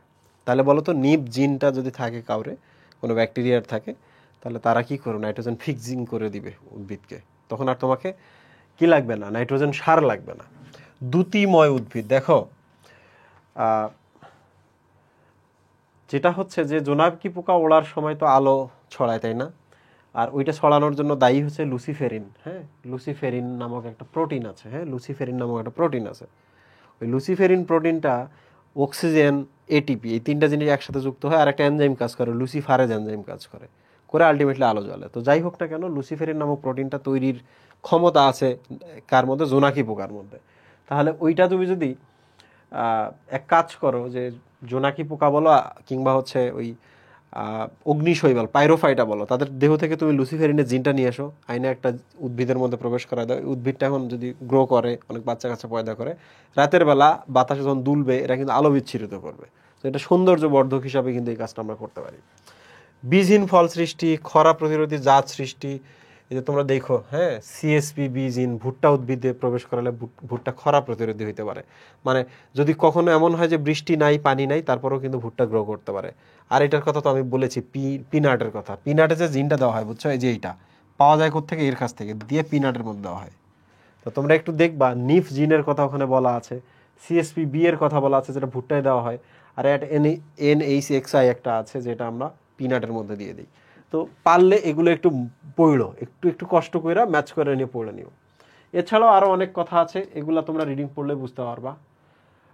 তো ইনসুলিন উৎপাদন করা হয় কিভাবে, ডেফিনেটলি রিকম্বিনেন্ট DNA টেকনোলজিতে ব্যবহার করা হয়। আর রিকম্বিনেন্ট DNA টেকনোলজির ক্ষেত্রে তো আমি দেখাইলাম মানুষের থেকে কীভাবে নিয়ে আসতেছে, ব্যাকটেরিয়া থেকে কীভাবে হচ্ছে প্লাজমিড নিয়ে আসতেছে, একসাথে যুক্ত করাচ্ছে, তারপর ধীরে ধীরে ব্যাকটেরিয়ার মধ্যে স্থানান্তর করতেছে, করার পর কী করতেছে, বৃদ্ধি করতেছে, এবং তারপরে আমরা পাচ্ছিলাম যে আমাদের প্রয়োজনীয় প্রোটিনটা বা ইনসুলিন পাচ্ছিলাম।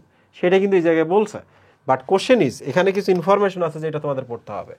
ইনসুলিন কিন্তু হরমোন, যেটা আইলেটস অফ ল্যাঙ্গারহ্যান্সের বিটা সেল থেকে আসে, ঠিক আছে? তো ইনসুলিন কয় কারণে আমাদের শরীরে হঠাৎ করে ইনসুলিন তৈরি বন্ধ হয়ে যেতে পারে। দেখো, প্রথমত হচ্ছে যে বিটা কোষ,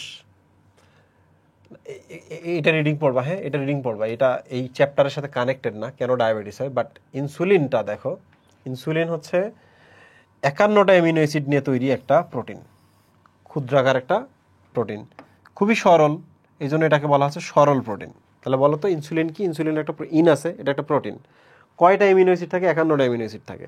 খেয়াল করে দেখো, 51টা অ্যামিনো অ্যাসিড কিন্তু দুইটা চেইন, একটা হলো চেইন A আর একটা চেইন B। এখানে 21টা আছে আর এখানে কয়টা আছে? 30টা আছে। টোটাল 51টা অ্যামিনো অ্যাসিড। মাঝখানে দেখো ওদের ডাইসালফাইড বন্ড আছে, এই ডাইসালফাইড বন্ড এখানে দিচ্ছে, তখন এই চেইনের সাথে এটা যুক্ত হয়েছে, এখানে একটা ডাইসালফাইড বন্ড দিছে, তখন এইচএন আর এইচএন যুক্ত হয়েছে। আর এখানে একটা দেখো ডাইসালফাইড বন্ড দেওয়ার কারণে একটা বেন্ড হয়ে গেছে। প্রোটিন তৈরি হতে গেলে বেন্ড হইতে হয়, 3D ফরমেশনে যাইতে হয়। তো যাই হোক, এখানে 3টা ডাইসালফাইড বন্ড আছে। তাহলে দেখো তোমাদের এটা জানতে হবে, এ চেইন এ মনে রাখবা কম 21টা, বি চেইন বেশি, বি ফর বেশি 30টা থাকে। ঠিক আছে, ওইটার কথা এই যে এই জায়গায় বলছে। আশা করছি তোমরা ইনসুলিনের গঠন সম্পর্কে হালকা একটু আইডিয়া নিতে পারছো এখান থেকে। প্রসেসটা আগের মতোই। ইন্টারফেরন তৈরির প্রসেসটাও কিন্তু সেম, বুঝছো? একটু বলে রাখি, ইন্টারফেরন হচ্ছে এমন একটা প্রোটিন যেটা আমাদের দেহে যখন ভাইরাস আক্রমণ করে না, আমাদের ওই আক্রান্ত সেল থেকে ক্ষরণ হয়, হয়ে আশপাশের সেলগুলোতে ছড়িয়ে যায়। কারণ ভাইরাসের কারণে আক্রান্ত সেল তো ড্যামেজ হবেই, কিন্তু ওই আক্রান্ত সেল থেকে যে ইন্টারফেরন আসলে ওগুলো আশপাশের সেলগুলোকে সেভ করবে, ফলে এই ভাইরাসটা আর ওই সব সেলে যাইতে পারবে না। ঠিক আছে, তাহলে এটা আমাদের প্রতিরক্ষামূলক একটা প্রোটিন। তো এই যে দেখো, ইন্টারফেরন একটি প্রতিরক্ষামূলক প্রোটিন, যেটা আমাদের ইমিউন সিস্টেম বা প্রতিরক্ষা ব্যবস্থা ক্রিয়েট করে। এটা আমাদের একটা রাসায়নিক প্রতিরক্ষামূলক ব্যবস্থা। তো যাই হোক, ইন্টারফেরন আমরা কখন কখন ব্যবহার করি দেখো, এখানে অনেক ধরনের রোগ আছে, এইসব রোগে ব্যবহার করা হয়। ইন্টারফেরন ক্যান্সার চিকিৎসাতেও ব্যবহার করা হয়েছে। তো তোমরা এটা রিডিং পড়বা। ইন্টারফেরন তৈরির প্রসেসটাও কিন্তু সেম। কি সেম? এখানে আরও সংক্ষেপ দেওয়া হয়েছে। তো দেখো, সেম প্রসেস যেটা আমি তোমাদের ডিটেল পড়িয়েছি, তোমাদের এখানে যেটা হয় যে ইন্টারফেরনটা যখন আমরা পাওয়ার পর বাজারে সেল করি, এটাকে বলা হয় বিটাফেরন। কি? বিটাফেরন, বাণিজ্যিক নাম। জিনোম সিকোয়েন্সিং কি জিনিস এই বলো তো? জিনোম মানে কি? জিনোম মানে হচ্ছে জিন, অল জিন। জিন, ওম মানে হচ্ছে অল জিন। দেখো আমার শরীরে প্রত্যেকটা ডাবল আছে, বাপের কাছ থেকে মায়ের কাছ থেকে, বাপের কাছ থেকে মায়ের কাছ থেকে। তাহলে বলো তো, এই জায়গায় তথ্যের সংখ্যা আছে 30টা, এই জায়গায় তথ্যের সংখ্যা 30টা, এই জায়গায় তথ্যের সংখ্যা 30টা, এই জায়গায় তথ্যের সংখ্যা 30টা। তাহলে বলো তো আমাদের শরীরে আসলে জিনোম বা কতগুলো জিন আছে, অল জিন কতগুলা? তাহলে খেয়াল করে দেখছো, এখানে 60টা তথ্য আছে, 60টা তথ্য মিলে কিন্তু একটা জিনোম, মানে সব তথ্যের সম্মিলিত রূপ, একটি জিনোম। তাহলে আরও এক সেট যে আছে, এটা মিলেও কিন্তু একটি জিনোম। তাহলে বলো তো আমাদের শরীরে আসলে কয়টা জিনোম থাকে? বাপের কাছ থেকে আসা সমস্ত জিনগুলা, সমস্ত তথ্যগুলা মিলে একটা জিনোম, অল জিন জিনোম। মায়ের কাছ থেকে আসা অল জিন জিনোম, অল তথ্য জিনোম। ক্লিয়ার? তো কোশ্চেন ইজ, মানুষের শরীরে তাহলে কি থাকতেছে? ডিপ্লয়েড সেট থাকতেছে, মানে 2টা সেট থাকতেছে জিনোম। তাহলে এখন আমি যদি প্রশ্ন করি, ভাইয়া শুক্রাণুতে কয়টা জিনোম আছে? তোমরা বলবো বাপের একটা সেট আসে, তাহলে শুক্রাণুর মধ্যে একটা জিনোম আছে। ডিম্বাণুতে কয়টা? একটা সেট আসে মায়ের কাছ থেকে, একটা জিনোম আছে। ক্লিয়ার? তো জিনোমের এইটা আসতে পারে। এবার চলে আসে আমরা জিনোম সিকোয়েন্সিং কি জিনিস। দেখো, জিনোম সিকোয়েন্সিং এখানে তোমাদের পরীক্ষায় আসবে। এখানে একটা কথা আছে, জিনোমকে বলা হয় মাস্টার ব্লুপ্রিন্ট। তোমরা কি জানো what is master, what is blueprint? Master শব্দের অর্থ হলো প্রভু। তোমরাই বলো তো, জিনোম মানে কি? জিনগুলো মানে কি? আলটিমেটলি ডিএনএ এর কথা বোঝাচ্ছে না? তাহলে মনে রাখবা, জিনোম বা ডিএনএটা হলো মাস্টার ব্লুপ্রিন্ট। মাস্টার মানে হচ্ছে প্রভু, মানে এই ডিএনএটাই সব তৈরি করে, সব নিয়ন্ত্রণ করে। প্রভু যেমন সব নিয়ন্ত্রণ করে না, এই জন্যই কিন্তু মাস্টার বলে। ব্লুপ্রিন্ট মানে কি জানো? ব্লুপ্রিন্ট মানে হচ্ছে ওই যে আর্কিটেকচারে কিন্তু এটা আছে, আর্কিটেকচার ইঞ্জিনিয়ারিং এর মধ্যে একটা নীল কালারে একটা পেপারের উপরে কিন্তু সাদা কালারে কিন্তু হচ্ছে স্ট্রাকচার লেখা থাকে, দ্যাট ইজ কল ব্লুপ্রিন্ট। এইটা দেখে দেখে কিন্তু বিল্ডিং, ব্রিজ তৈরি হয়। তো তোমরাই বলো তো, এই জিনগুলা, তথ্যগুলা বা জিনোমগুলা দেখেই কি আমাদের শরীরে সব কিছু তৈরি হয় না? ক্লিয়ার? তাহলে আশা করি বুঝতে পেরেছো যে মাস্টার ব্লুপ্রিন্ট বলার কারণ হলো যে জিনগুলো দেখেই আমাদের শরীরে বিভিন্ন প্রোটিন তৈরি হয়, এবং সেই প্রোটিন তৈরির মাধ্যমে আমাদের দেহের সমস্ত কিছু নিয়ন্ত্রণ করা হয়। That is why this is call master blueprint. Clear? তাহলে ডিএনএকে মাস্টার ব্লুপ্রিন্ট যেমন বলে, জিনোমকে মাস্টার ব্লুপ্রিন্ট বলা যেতে পারে। আচ্ছা, সো জিনোম সিকোয়েন্সিং কি জিনিস দেখো, লেখা আছে ডিএনএতে থাকে না এটিসিজি, বেসগুলো থাকে না, যে সিকোয়েন্সে থাকে এইটাই হচ্ছে জিনোম সিকোয়েন্সিং। তোমার আর আমার কিন্তু সেম না। আমার জিনগুলার কিন্তু সিকোয়েন্সি একটু এলোমেলো, তোমার থেকে ডিফারেন্ট, তোমারগুলো ডিফারেন্ট। তাহলে তোমার ওই নাইট্রোজেন বেইজের বা নিউক্লিওটাইডের যে সিকোয়েন্স আছে, সেই সিকোয়েন্সটাকে বলা হয় জিনোম সিকোয়েন্সিং বা তথ্যের সিকোয়েন্স। ক্লিয়ার? সো ওইটাই এখানে আসবে, পরীক্ষায় কিন্তু লিখতে হবে হোয়াট ইজ জিনোম সিকোয়েন্সিং, সেটা বলতে হবে এটিসিজি নামক যে নাইট্রোজেন বেইজ বলো আর নিউক্লিওটাইড বলো, নিউক্লিওটাইডগুলার সিকোয়েন্স। তো তুমি বলো তো, 2টা ডেড বডি পাশাপাশি পড়ে আছে বা একটা ডেড বডি পড়ে আছে, তো আমার নিজের, আমি গিয়ে বললাম যে এটা আমার কাজিন বা এটা আমার আত্মীয় বা এটা আমার ভাই, ওকে? তো তখন কি করবে? কনফার্ম হওয়ার জন্য আমার ডিএনএ নিয়ে ওইটাকে সিকোয়েন্স করবে। আচ্ছা, এইভাবে তথ্য আছে, ওর বডি থেকে যে তথ্য এইভাবে থাকে, যদি মেলে তার মানে ও আমার ভাই, কারণ ওর সাথে আমার সবচেয়ে বেশি মিল থাকবে। যদি না মেলে তাহলে ও আমার কেউ না, বুঝছো? এই যে যেমন বড় বড় দুর্ঘটনাগুলো ঘটলে মৃত বডি যখন নিয়ে আসে তখন তো ডাকে যে কাদের এরা সন্তান নিয়ে যাও, তখন আয়সা কিন্তু টেস্ট করার পরে কিন্তু কনফার্ম করে দিয়ে দেয়। আর প্রশ্ন হলো যখন বলে যে আসো যারা এই এই দুর্ঘটনায় মারা গেছে 10 লাখ করে টাকা দেওয়া হবে পার মুর্দা, তো অনেকেই তো তখন চলে আসে, একজনকে 10 জন আয়সা বললা যে ফেলে যে এটা আমার বাবা, এটা আমার স্বামী বা কিছু একটা। তোমরা জানো না মানুষ কত খারাপ আর কি। তো তখন এই জিনোম সিকোয়েন্সিং করে কিন্তু এগুলোর উত্তর আনা হয়, তো লুকানোর কোনো সুযোগ নাই। তো জিনোম সিকোয়েন্সিং নিয়ে এখানে কথাবার্তা বলা আছে, এখানে একটা প্রসেস বলা আছে যেটার নাম জেল ইলেকট্রোফরেসিস।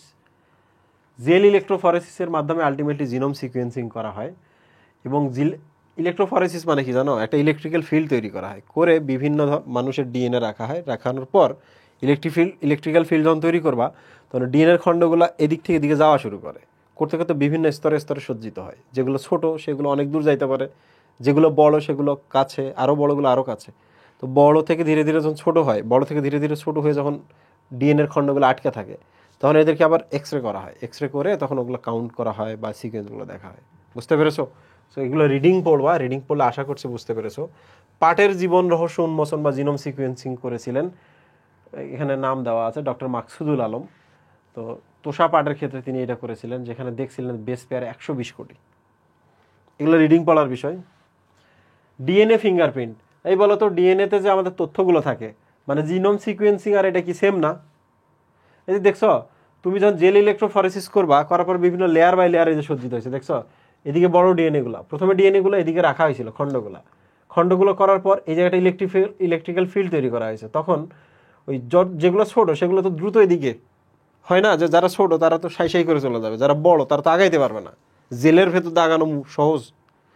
তুমি বলো যে পানি না হয়ে জেল, তুমি বড় আর একটা ছোট পোকা, ও তো বেশি দূর যাবে, আর তুমি তো জেলের ভেতর তো যাইতেই পারবে না। এই জেল মানে জেলখানা না, এই জেল মানে জেল, মাথায় দেওয়া জেলের মতো জেল। তো যখন তুমি জেলের ভেতরে তুমি ডিএনএর খণ্ডগুলো দিছো, দেওয়ার পর এখানে একটা ইলেকট্রিক্যাল ফিল্ড তৈরি করছো, ডিএনএর যে খণ্ডগুলো ছোট সেগুলো এদিকে আসছে, তাহলে এদিকে কম আসতে পারছে, বেশিগুলো এদিকে থেকে গেছে। এই জন্য দেখো উপরের দিকে ডার্ক, নিচের দিকে একটু হোয়াইট। বুঝতে পারছো? ছবি তোলার পর দেখা গেল যে তোমারটা এবং আমারটা ডিফারেন্ট। তো আমারটা হচ্ছে আমার ডিএনএ প্রোফাইল, তোমারটা হচ্ছে তোমার ডিএনএ প্রোফাইল। বুঝতে পেরেছো? তো ডিএনএ প্রোফাইল অনেকটা হচ্ছে ডিএনএ ফিঙ্গারপ্রিন্টের মতো, মানে তোমারটা আর আমারটা কিন্তু ডিফারেন্ট। তাহলে ওইটাই কিন্তু এখানে বলছে যে আমরা যদি জেল ইলেকট্রোফরেসিস করি ডিএনএর খণ্ডের, তারপর ওটা যদি একটা ফটোগ্রাফিক বিন্যাস বা ফটোগ্রাফিক একটা ছাপ নেই বা একটা ফটোগ্রাফি নেই, ওইটাই হচ্ছে ডিএনএ প্রোফাইল, যেটা বিভিন্ন মানুষ ভেদে আলাদা আলাদা। ডিএনএ প্রোফাইল কেন করা জানো? ডিএনএ প্রোফাইল করে যে স্বজন, তোমার আত্মীয়কে শনাক্ত করার জন্য, পিতৃত্ব নির্ধারণের জন্য, তাই না? আকাম করছো স্বীকার করবা না। তারপর হচ্ছে খুনি শনাক্তকরণ, অপরাধী শনাক্তকরণ, যেমন ধর্ষক চলে গেছে, তার লালা কিংবা তার সিমেনের অংশ আছে, সেখান থেকে সেল নিয়ে ডিএনএটা বের করে প্রোফাইলিং করা হয়, করে যাদেরকে ধারণা করা হয় তাদেরকে সবাই নিয়ে এসে তাদেরগুলো আবার প্রোফাইল করা হয়, যার সাথে মেলে সে ধরা খেয়ে গেল, রাইট? তারপর আর কি করা হয়? আমরা একটা নখ বা একটা হাড় পাইছি কোনো একটা জায়গায়, এটা উদ্ভিদের এটা কোন মানুষের নাকি এটা কুকুরের, তো ওইটা যদি আমরা ডিএনএ প্রোফাইল করি তাহলে মানুষের সাথে মিল পাবো না বেশি, তাহলে ওটা মানুষ। কুকুরের সাথে মিল পাইলে ওটা কুকুরের। তাহলে এইরকম করে কি করা হয়, কোনো একটা হচ্ছে যা চিনি না সেইটার আমরা হচ্ছে ওই প্রাণী শনাক্তকরণ করি। এবং একই সাথে বলো তো তোমরা একটা জিনিস বলো, মানুষের সাথে তেলাপোকার নাকি ঘাস ফড়িংয়ের সাথে তেলাপোকার ডিএনএর বেশি মিল পাবো আমরা? ঘাস ফড়িংয়ের সাথে তেলাপোকার না? তাহলে ডিএনএ প্রোফাইলিং করে আসলে আমরা ক্লাসিফাইও করি যে কার সাথে কোন দিকে যাবে এই প্রাণীটা, কোন পর্বে কোন শ্রেণীতে যাবে এটা। বুঝতে পেরেছো? তাদের জিনোম সিকোয়েন্সিং এর প্রয়োগ নিয়ে এখানে কথা বলা আছে। অপরাধী শনাক্তকরণ, পিতৃত্ব নির্ধারণ, স্বজন নির্ধারণ, তারপর শ্রেণীবিন্যাসের স্তর নির্ধারণ, শ্রেণীবিন্যাসের এইটা আর কি। Thank you. এখন আমরা চলে আসি কি কি আসতে পারে। দেখো, গতিলেভ হ্যাবারল্যান্ড, এই প্রশ্নটা যে করছে, যদি কখনো আমার সুযোগ হয় আমি তাকে একটু রিকোয়েস্ট করব যে কোন বিশেষ কারণে এটা একটা প্রশ্নটা পরীক্ষায় সেট করা হয়েছে, কোন বিশেষ কারণে। বায়োলজিতে বিজ্ঞানীদের নাম কেন সে জানবে? বিজ্ঞানীদের নাম কোথায় জানবে? ইতিহাস যারা পড়বে তাদের ক্ষেত্রে হতেই পারে যে অমুককে এই কাজটা করছিল, কিন্তু কোনোভাবে বায়োলজিতে বিজ্ঞানীর নাম দেওয়া যেতে পারে না। এখানে বিজ্ঞান কি? ইভেন এই গটিলেভ হ্যাবারল্যান্ড নিজে যদি জানতো তাহলে সে বলতো যে এই প্রশ্নটা যদি আমার এখানে দেওয়া হতো বাংলাদেশের বই থেকে আমার নাম সরাই ফেলুন। বুঝতে পেরেছো? জিনোম সিকোয়েন্সিং কি জিনিস আরেকবার বলো তো। যে ডিএনএ বা জিনোমের ATCG-গুলোকে ক্রম অনুযায়ী সাজানোকে আমরা কেউ লিখি ডিএনএ সিকোয়েন্সিং, তাই না? এলোমেলো করলে হবে? শরীরে যেভাবে থাকে ওইভাবে আমরা সিকোয়েন্স করব।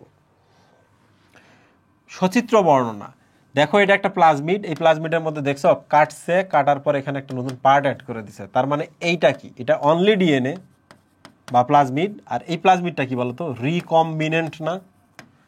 তাহলে কিভাবে তৈরি হলো? ওই যে আবার ওই ছবিটা মানুষের কাছ থেকে নিয়ে আসবো, আনার পর সামনে প্রমোটার পেছন টার্মিনেটর অ্যাড করে দিয়ে দিব।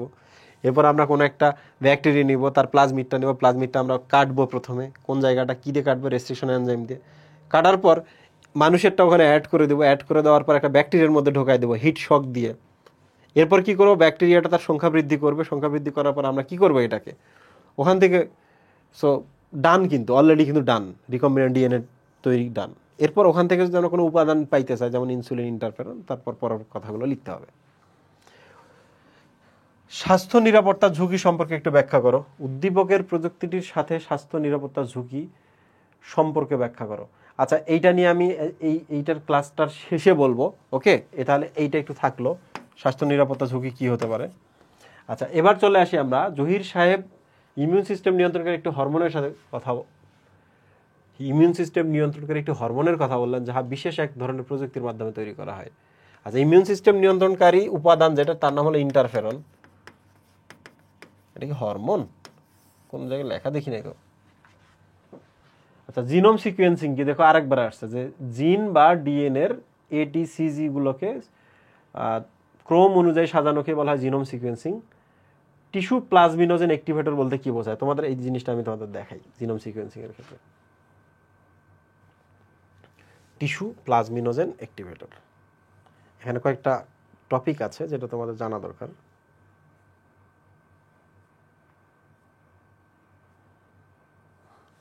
এই যে দেখো একটা চার্ট আছে, হ্যাঁ, কোথায় কি প্রয়োগ করে বলো তো? ইনসুলিন কোথায় প্রয়োগ করা হয়? ডায়াবেটিস রোগীদের জন্য। ইন্টারফেরন কি? যেহেতু ভাইরাসের এগেইনস্টে প্রতিরক্ষা দেয়, তাহলে ভাইরাসের বিরুদ্ধে এবং সাথে ক্যান্সার। সিরাম অ্যালবুমিন, অ্যালবুমিন কিন্তু একটা প্রোটিন, বুঝছো? Plasma protein. প্লাজমা প্রোটিন কারো যদি পুড়ে যায়, প্লাজমা প্রোটিন কিন্তু শরীর থেকে ওগুলো, তোমরা তো জানো যে প্রোটিনে তাপ দিলে প্রোটিন জমাট বাঁধে, আর প্রোটিন যদি একবার জমাট বাঁধে ওটা আগের অবস্থায় ফিরে যায় না, তাই না? ডিমকে তুমি যদি সিদ্ধ করো বা ডিমকে যদি কিছু করো, জমাট বাঁধে না? ওইটা কি রোদে দিলে কি, ঠান্ডা করলে কি আবার আগের অবস্থায় আসে? আসে না। সো আমাদের যখন পুড়ে যায়, তাহলে আমাদের শরীরে যে সিরামে যে প্রোটিনগুলো আছে, প্রোটিনগুলো সব জমাট বাঁধে। ফলে আমাদের কি, ওই পুড়ে গেলে সার্জারিতে, মানে সার্জিক্যাল ব্যাপার এটা আর কি। পুড়ে যাওয়া মানে কি, সার্জারি ইউনিটে ভর্তি হতে হবে না, তাহলে এটা সার্জিক্যাল ব্যাপার। তো পুড়ে গেলে আমরা সিরাম অ্যালবুমিন দেবো, কারণ পুড়ে গেলে সিরাম অ্যালবুমিনগুলো নষ্ট হয়ে যায়। রেবিস ভাইরাস অ্যান্টিজেন, তাহলে বলো তো রেবিসের ক্ষেত্রে, রেবিস রোগে আমরা দেবো না? রেবিসের বাংলা কি? জলাতঙ্ক। হিউম্যান ফ্যাক্টর 4, দেখো এই ফ্যাক্টরগুলো অ্যাকচুয়ালি আমাদের কি করে? আমাদের রক্ত জমাট বাঁধতে হেল্প করে। তাহলে কোনো ফ্যাক্টর যদি আমাদের ঘাটতি দেখা দেয়, আমাদের তো হিমোফিলিয়া হবে। আর হিমোফিলিয়া যদি হয়, তাহলে আমরা কি করব? ফ্যাক্টর 4-এর কথা এখানে বলছো, তোমরা একটু দেখো তো অন্য বইতে কি লেখা আছে। তাহলে হিমোফিলিয়া আমরা দিব। এই দেখো, টিস্যু প্লাজমিনোজেন অ্যাক্টিভেটর, হৃদরোগে দেওয়া হয়। দেখো, প্লাজমিনোজেন বলে একটা এনজাইম আছে রক্তের মধ্যে, উপাদান আছে। তো যেটা হয় হার্ট অ্যাটাকের ক্ষেত্রে কি, রক্ত জমাট বাঁধে না রক্তনালীর মধ্যে? রক্ত কি যাইতে বাধা দেয়, অক্সিজেন যাইতে বাধা দেয় হার্টের মধ্যে। তো এই উপাদানটা যদি আমি তোমার শরীরে পুশ করে দিয়ে দিই, তাহলে কি হবে? ওই প্লাজমিনোজেনগুলো অ্যাক্টিভেট হয়ে যাবে, হয়ে দলা দলা যে জায়গায় বাচ্চাগুলোকে গলায় দিবে, বুঝছো? তাহলে জমাট বাঁধা রক্তপিণ্ডকে গলিয়ে দেয় কারা? এই যে এরা। তো এই লাইনটাই কিন্তু ওখানে আসছে।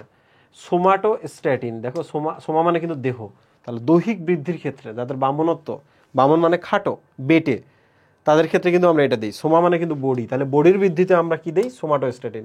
হিউম্যান ইউরোকাইনেজ, প্লাজমিনোজেন সক্রিয়ক, সেম আর কি। এইটার মধ্যে কিছু ব্যাপার এখানে বলা আছে, আমরা ডিটেলিংয়ে যাব না। লিম্ফোকাইন্স, দেখো লিম্ফোকাইন্স মানে কি? লিম্ফোকাইন্স একটা রাসায়নিক পদার্থ যেটা লিম্ফোসাইট থেকে ক্ষরণ হয়। হইলে কি হয় জানো? ওই আশপাশ যখন ক্ষরণ হয়ে যায়, আশপাশে দূরে যতগুলো আমাদের প্রতিরক্ষা ব্যবস্থা সেল আছে, ওরা বুঝতে পারে যে অমুক জায়গায় একটা কি হচ্ছে, ওখানে তো মরা পড়তেছে, ব্যাপারটা এইরকম আর ওখানে তার ঘটনা ঘটছে, রান্না হইতেছে, চলো ওখানে খাইতে। তাহলে লিম্ফোকাইন্স, কাইনিন মানে কিন্তু মুভমেন্ট, বুঝছো? তাহলে লিম্ফোকাইন্স একটা উপাদান, আমি যদি এই জায়গায় দিই ধরা যাক, তাহলে আমার ওই জায়গায় যে ঘটনাগুলো ঘটতেছে তাহলে বাকিরা মনে করবে যে ওখানে এখন আমাদের যাইতে হবে সাপোর্ট দেওয়ার জন্য, বাকিদের ডেকে নিয়ে আসে, যেমন লিম্ফোসাইটকেই ডেকে নিয়ে আসতে পারে। সো যাই হোক না কেন, আশা করছি তোমরা বুঝতে পেরেছো। টিস্যু প্লাজমিনোজেন অ্যাক্টিভেটর বলা হয়, টিপিএ মানে হচ্ছে এইটা। এটা কোথায় ব্যবহার করা হয় বলো তো? কই গেল? টিস্যু প্লাজমিন হৃদরোগে ব্যবহার করা হয়। ঠিক আছে। হরমোন জাতীয় পদার্থটির উৎপাদন প্রক্রিয়া, ইন্টারফেরন উৎপাদন প্রক্রিয়া। তোমরা বলবা প্রথমে আমরা হচ্ছে ইন্টারফেরন তৈরির জিনটা নিব, তারপর আমরা কি করবো, একটা ব্যাকটেরিয়া নেব, ব্যাকটেরিয়া থেকে প্লাজমিড আলাদা করব, তারপর কি করবো, প্লাজমিডটা আমরা রেসিস্ট্রেশন এনজাইম দিয়ে কাটবো, এরপর ইন্টারফেরন তৈরির জিনটা আমরা ওখানে দিয়ে দিব, তারপর আমরা আরেকটা ব্যাকটেরিয়া যার প্লাজমিড নাই তার মধ্যে এই রিকম্বিনেন্ট প্লাজমিডটা প্রবেশ করাই দিব। এরপর আমরা কালচার মিডিয়ামের মধ্যে এই ব্যাকটেরিয়ার সংখ্যাটা বাড়াবো। প্রত্যেকটা ব্যাকটেরিয়া নিজেরা কি করবে, ইন্টারফেরন তৈরি করবে, সবগুলো ইন্টারফেরন নিয়ে ওখান থেকে ব্যাকটেরিয়ার টক্সিন, ব্যাকটেরিয়ার অন্যান্য প্রোটিনকে আমরা আলাদা করব, ক্লিন করবো, করার পর বাজারে আমরা এটা কি করব, ছাড়বো, তাই না? বিটাফেরন না কি নামে বাজারে রিলিজ করা হয়, পড়াইলাম না, ট্রেড নেম, বাণিজ্যিক নেম। শেষোক্ত উক্তিটির যথার্থতা বিশ্লেষণ করো। দেখো, রিকম্বিনেন্ট ডিএনএ টেকনোলজি পরিবেশ ব্যবস্থাপনায় গুরুত্বপূর্ণ অপরিসীম। দেখো, রিকম্বিনেন্ট ডিএনএ টেকনোলজির মাধ্যমে আসলে কি কি তৈরি করা হয়? ওই যে দেখছো না, হার্বিসাইড প্রতিরোধী, পতঙ্গ প্রতিরোধী, খরা প্রতিরোধী তৈরি করা হয় কি না, super rice, golden rice create করা হয়।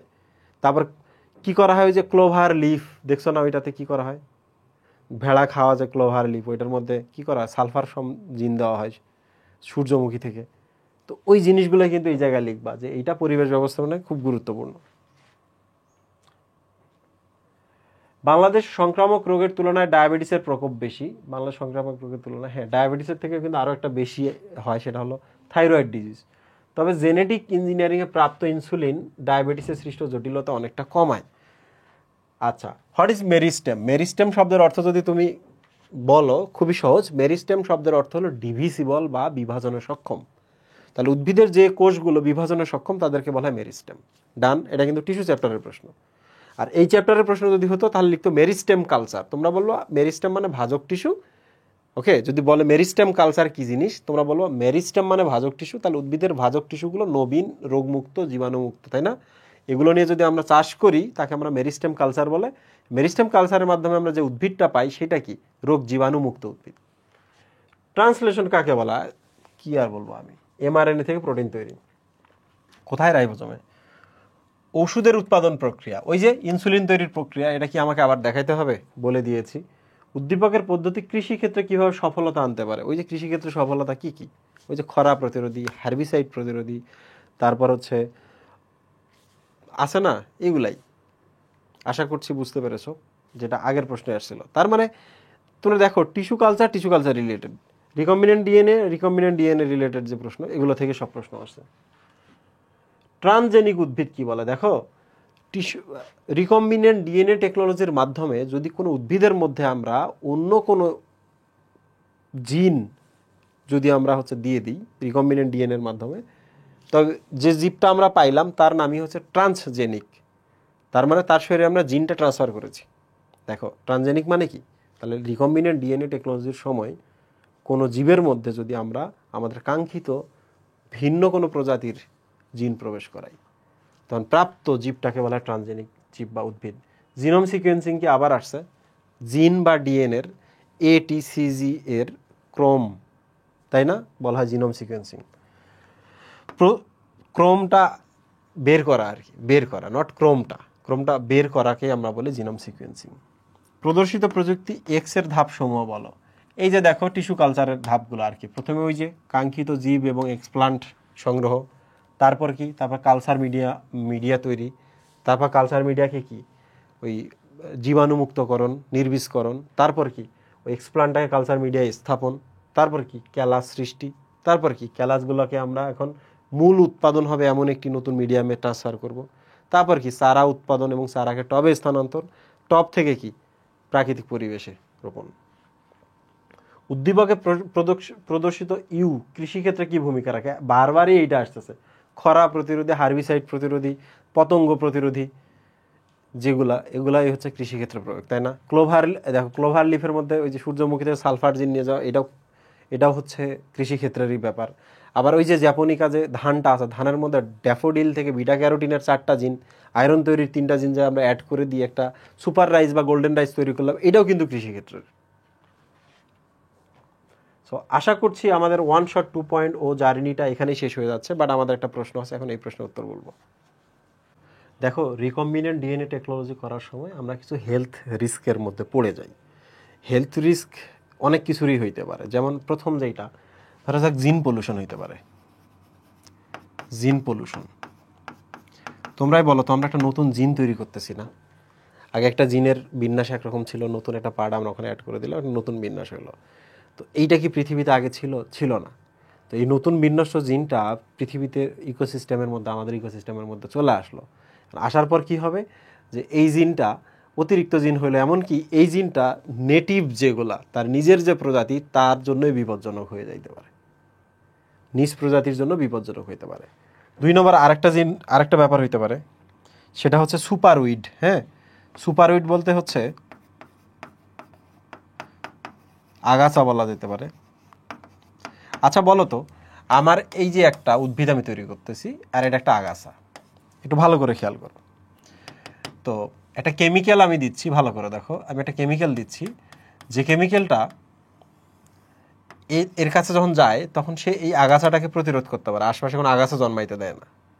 কিন্তু সেম মানে যে আমি জিনটা দিলাম, সেম জিনটা যদি এর মধ্যে ঢুকে যায় কোনোভাবে, রাইট? ধরা ধরা যাক হচ্ছে কোনো একটা হার্বিসাইড, একটা কীটনাশক দিয়ে আমি আগাছাটাকে মারতে পারতাম, তাহলে একটা জিন, এমন একটা জিন তার শরীরের ভেতরে গেল, যেটা এখন আগাছাটাই এখন ওই জিনটা পেয়ে গেল যে এখন কীটনাশক দিয়ে তুমি এই আগাছাটাকে আর মারতে পারবা না। আর সহজ করে বলে, একটা আগাছা ছিল এতদিন, কীটনাশক দিয়ে তুমি মারতে পারতা, সামহাও এই আগাছার মধ্যে এমন একটা জিন চলে গেল, সেটা হলো কীটনাশক প্রতিরোধী। এই আগাছাটাকে তখন আমরা বলবো সুপার উইড। বুঝতে পারছো? অনেকে তুমি মারতে পারবে না হার্বিসাইড দিয়ে। ওকে, আর কি হইতে পারে? অ্যান্টিবায়োটিক রেজিস্ট্যান্সি হইতে পারে। দেখো, এটা একটা অ্যান্টিবায়োটিক, এইটা দিয়ে আমরা এই যে নিরীহ একটা ব্যাকটেরিয়া আছে, আমরা এটাকে মারতে পারতাম। সামহাও তুমি এটা নতুন কিছু দিলা এর শরীরের মধ্যে, এই ব্যাকটেরিয়াটা যদি এখন এই অ্যান্টিবায়োটিকটা রেজিস্ট্যান্ট হয়ে যায়, যেটা তুমি এর শরীরের মধ্যে দিলা ওটা অ্যান্টিবায়োটিকটাকে রেজিস্ট্যান্ট করতে পারে, বাধা দিতে পারে। যে ব্যাকটেরিয়াটাকে দিলা ও এখন অ্যান্টিবায়োটিকের প্রতি রেজিস্ট্যান্ট হলে ইটস ওকে, কিন্তু এই ব্যাকটেরিয়াটা যদি এখন আমার শরীরে আসে, আইসা যদি আমার ক্ষতি করে, এই অ্যান্টিবায়োটিকটা দিয়ে আর এরকম মারতে পারবা না। তোমরা কি জানো এটাকে কি বলে? Super bug. অ্যান্টিবায়োটিক রেজিস্ট্যান্ট যারা, তাদেরকে বলে সুপার বাগ। ওকে, আর কি হইতে পারে? অ্যান্টিবায়োটিক প্রতিরোধী ব্যাকটেরিয়া। ওকে, আর একটা কি হতে পারে, সেটা হচ্ছে মানুষের হেলথ রিস্ক কিছু আছে, যেমন টক্সিসিটি হতে পারে। হ্যাঁ, টক্সিসিটি শব্দের অর্থ হলো, ধরা যাক তুমি যখন একটা ব্যাকটেরিয়া নিয়ে কাজ করছো, সে বিভিন্ন ধরনের এখন প্রোটিন তৈরি করতেছে, এখন এই প্রোটিনটা তুমি যেহেতু নাড়াচাড়া করতেছো, সামাও তোমার শরীরের মধ্যে যদি আসে, বিষাক্ত প্রোটিন হয়, তুমি মারা যাবে না? তাহলে হিউম্যান বডিতে তখন যারা গবেষণাগারে কাজ করে, তাদের শরীরে তখন এই টক্সিসিটিটা অ্যারাইজ করতে পারে। আরেকটা জিনিস দেখো, এই যে উপাদানগুলো তুমি তৈরি করতেছো, ধরা যাক সে টক্সিক না, কি টক্সিক না, সে অ্যালার্জিক তৈরি করে। অ্যালার্জিও কিন্তু খুব খারাপ, মানুষকে কিন্তু অ্যালার্জি মাইরাও ফেলতে পারে। তাহলে টক্সিসিটি, অ্যালার্জিক রিয়াকশন তোমার শরীরে তৈরি করতে পারে। আর কি করতে পারে? এটা একটা হচ্ছে পুষ্টিগুণ হ্রাস করতে পারে। পুষ্টিগুণ হ্রাস মানে কি? ধরা যাক কোনো একটা জীবকে তুমি জিন দিচ্ছ কোনো একটা উদ্দেশ্যে, কিন্তু সামহাও ওই জিনটা থাকার কারণে তার আরেকটা নিউট্রিশন যেটা তৈরি করতে পারতো, ভালো জিনিস তৈরি করতে পারতো, সামহাও এটা তৈরি করতে পারতেছে না। ওকে, তাহলে এখন কি হইলো? ভালো করতে গিয়ে একটু খারাপ হইলো না? তাহলে যে এখন যে তুমি খাবারগুলো পাবা, ওই যে ফুডটা পাইলা ওই উদ্ভিদটা থেকে, এটা পুষ্টিগুণ নাই। আর একটা ইম্পর্টেন্ট জিনিস, যে এই গবেষণা করতে গিয়ে এত কেমিক্যাল থেকে শুরু করে এবং এত বিচিত্র ধরনের প্রোটিন উৎপন্ন, এই প্রোটিন যে তোমার শরীরে আসতে পারে, হতেই পারে তোমার ক্যান্সার হইতে পারে। তো এই জন্য এটাকে বলা হয় কার্সিনোজেনিক রিস্ক, কার্সিনোজেনিক ঝুঁকি। যে আমি যদি রিকম্বিনেন্ট ডিএনএ নিয়ে কাজ করি, পসিবিলিটিস আছে এটা, কিন্তু হয় ব্যাপারটা এমন না, রেয়ারলি কার্সিনোজেনিক উপাদান তারা তৈরি করতে পারে। তো আমি আরেকবার বলি, 1 নম্বর হচ্ছে এরা জিন পলিউশন করতে পারে, 2 নম্বর হচ্ছে তারা সুপার আগাছা তৈরি করতে পারে, যে এই আগাছা আর পেস্টিসাইড বা হার্বিসাইড দ্বারা মারা যাবে না। তারা কি করতে পারে, অ্যান্টিবায়োটিক রেজিস্ট্যান্ট ব্যাকটেরিয়া তৈরি করতে পারে, যেটাকে আমরা আর অ্যান্টিবায়োটিক দিয়ে মারতে পারবো না। এটার একটা বিষাক্ত রূপ আছে, মানে ওই প্রোটিন যদি বিষাক্ত হয় তখন মানুষের উপর ইফেক্ট ক্রিয়েট করতে পারে। পুষ্টিগুণ হ্রাস হইতে পারে কোনো একটা উদ্ভিদের, যেটা থেকে আগে আমরা পুষ্টি পাইতাম, এখন আর সেই পরিমাণ পুষ্টি আর পাচ্ছি না। আর কি হতে পারে, অ্যালার্জিক রিয়াকশন হইতে পারে, যে আমরা রিকম্বিনেন্ট ডিএনএ টেকনোলজি করার সময় ব্যাকটেরিয়া থেকে যে প্রোটিন পাচ্ছি এগুলো আমাদের অ্যালার্জির কারণ হইতে পারে, যে কেমিক্যালগুলো ইউজ করছি এগুলো আমাদের অ্যালার্জির কারণ হইতে পারে। আর লাস্টেরটা কি ছিল, লাস্টে হচ্ছে কার্সিনোজেনিক, ক্যান্সার সৃষ্টিকারী উপাদান আমাদের শরীরে আসতে পারে। তো এই ছিল আমাদের বায়োটেকনোলজির সিকিউ। আশা করছি তোমাদের খুব কাজে লাগবে। আমি আরেকবার বলি এই জিনিসটা, টিস্যু কালচার ভূমিকা দেখবা, টিস্যু কালচার টার্মগুলো দেখবা, টিস্যু কালচারের ধাপ দেখবা, ছবিটা আর্ট করবা। হ্যাঁ, টিস্যু কালচারের ছবি ধাপ খুবই সহজ, আর টিস্যু কালচারের প্রয়োগ। আর ওদিকে রিকম্বিনেন্ট ডিএনএ টেকনোলজি কি, ওখানে যে টার্মগুলো আছে দেখবা, ধাপগুলো দেখবা এবং প্রয়োগ দেখবা, তারপর দুইটার মধ্যে পার্থক্য পড়বা। এরপর জিনোম সিকোয়েন্সিং কি, ডিএনএ প্রোফাইল কি, তারপর হচ্ছে ডিএনএ ফিঙ্গারপ্রিন্ট বা ডিএনএ প্রোফাইল করে কিভাবে উপকার পাওয়া যায়, ওই যে অপরাধী শনাক্তকরণ, স্বজন নির্ধারণ আছে না, ওইটা। আশা করছি তোমাদের এখানে 100% মার্ক হয়ে যাবে। Thank you.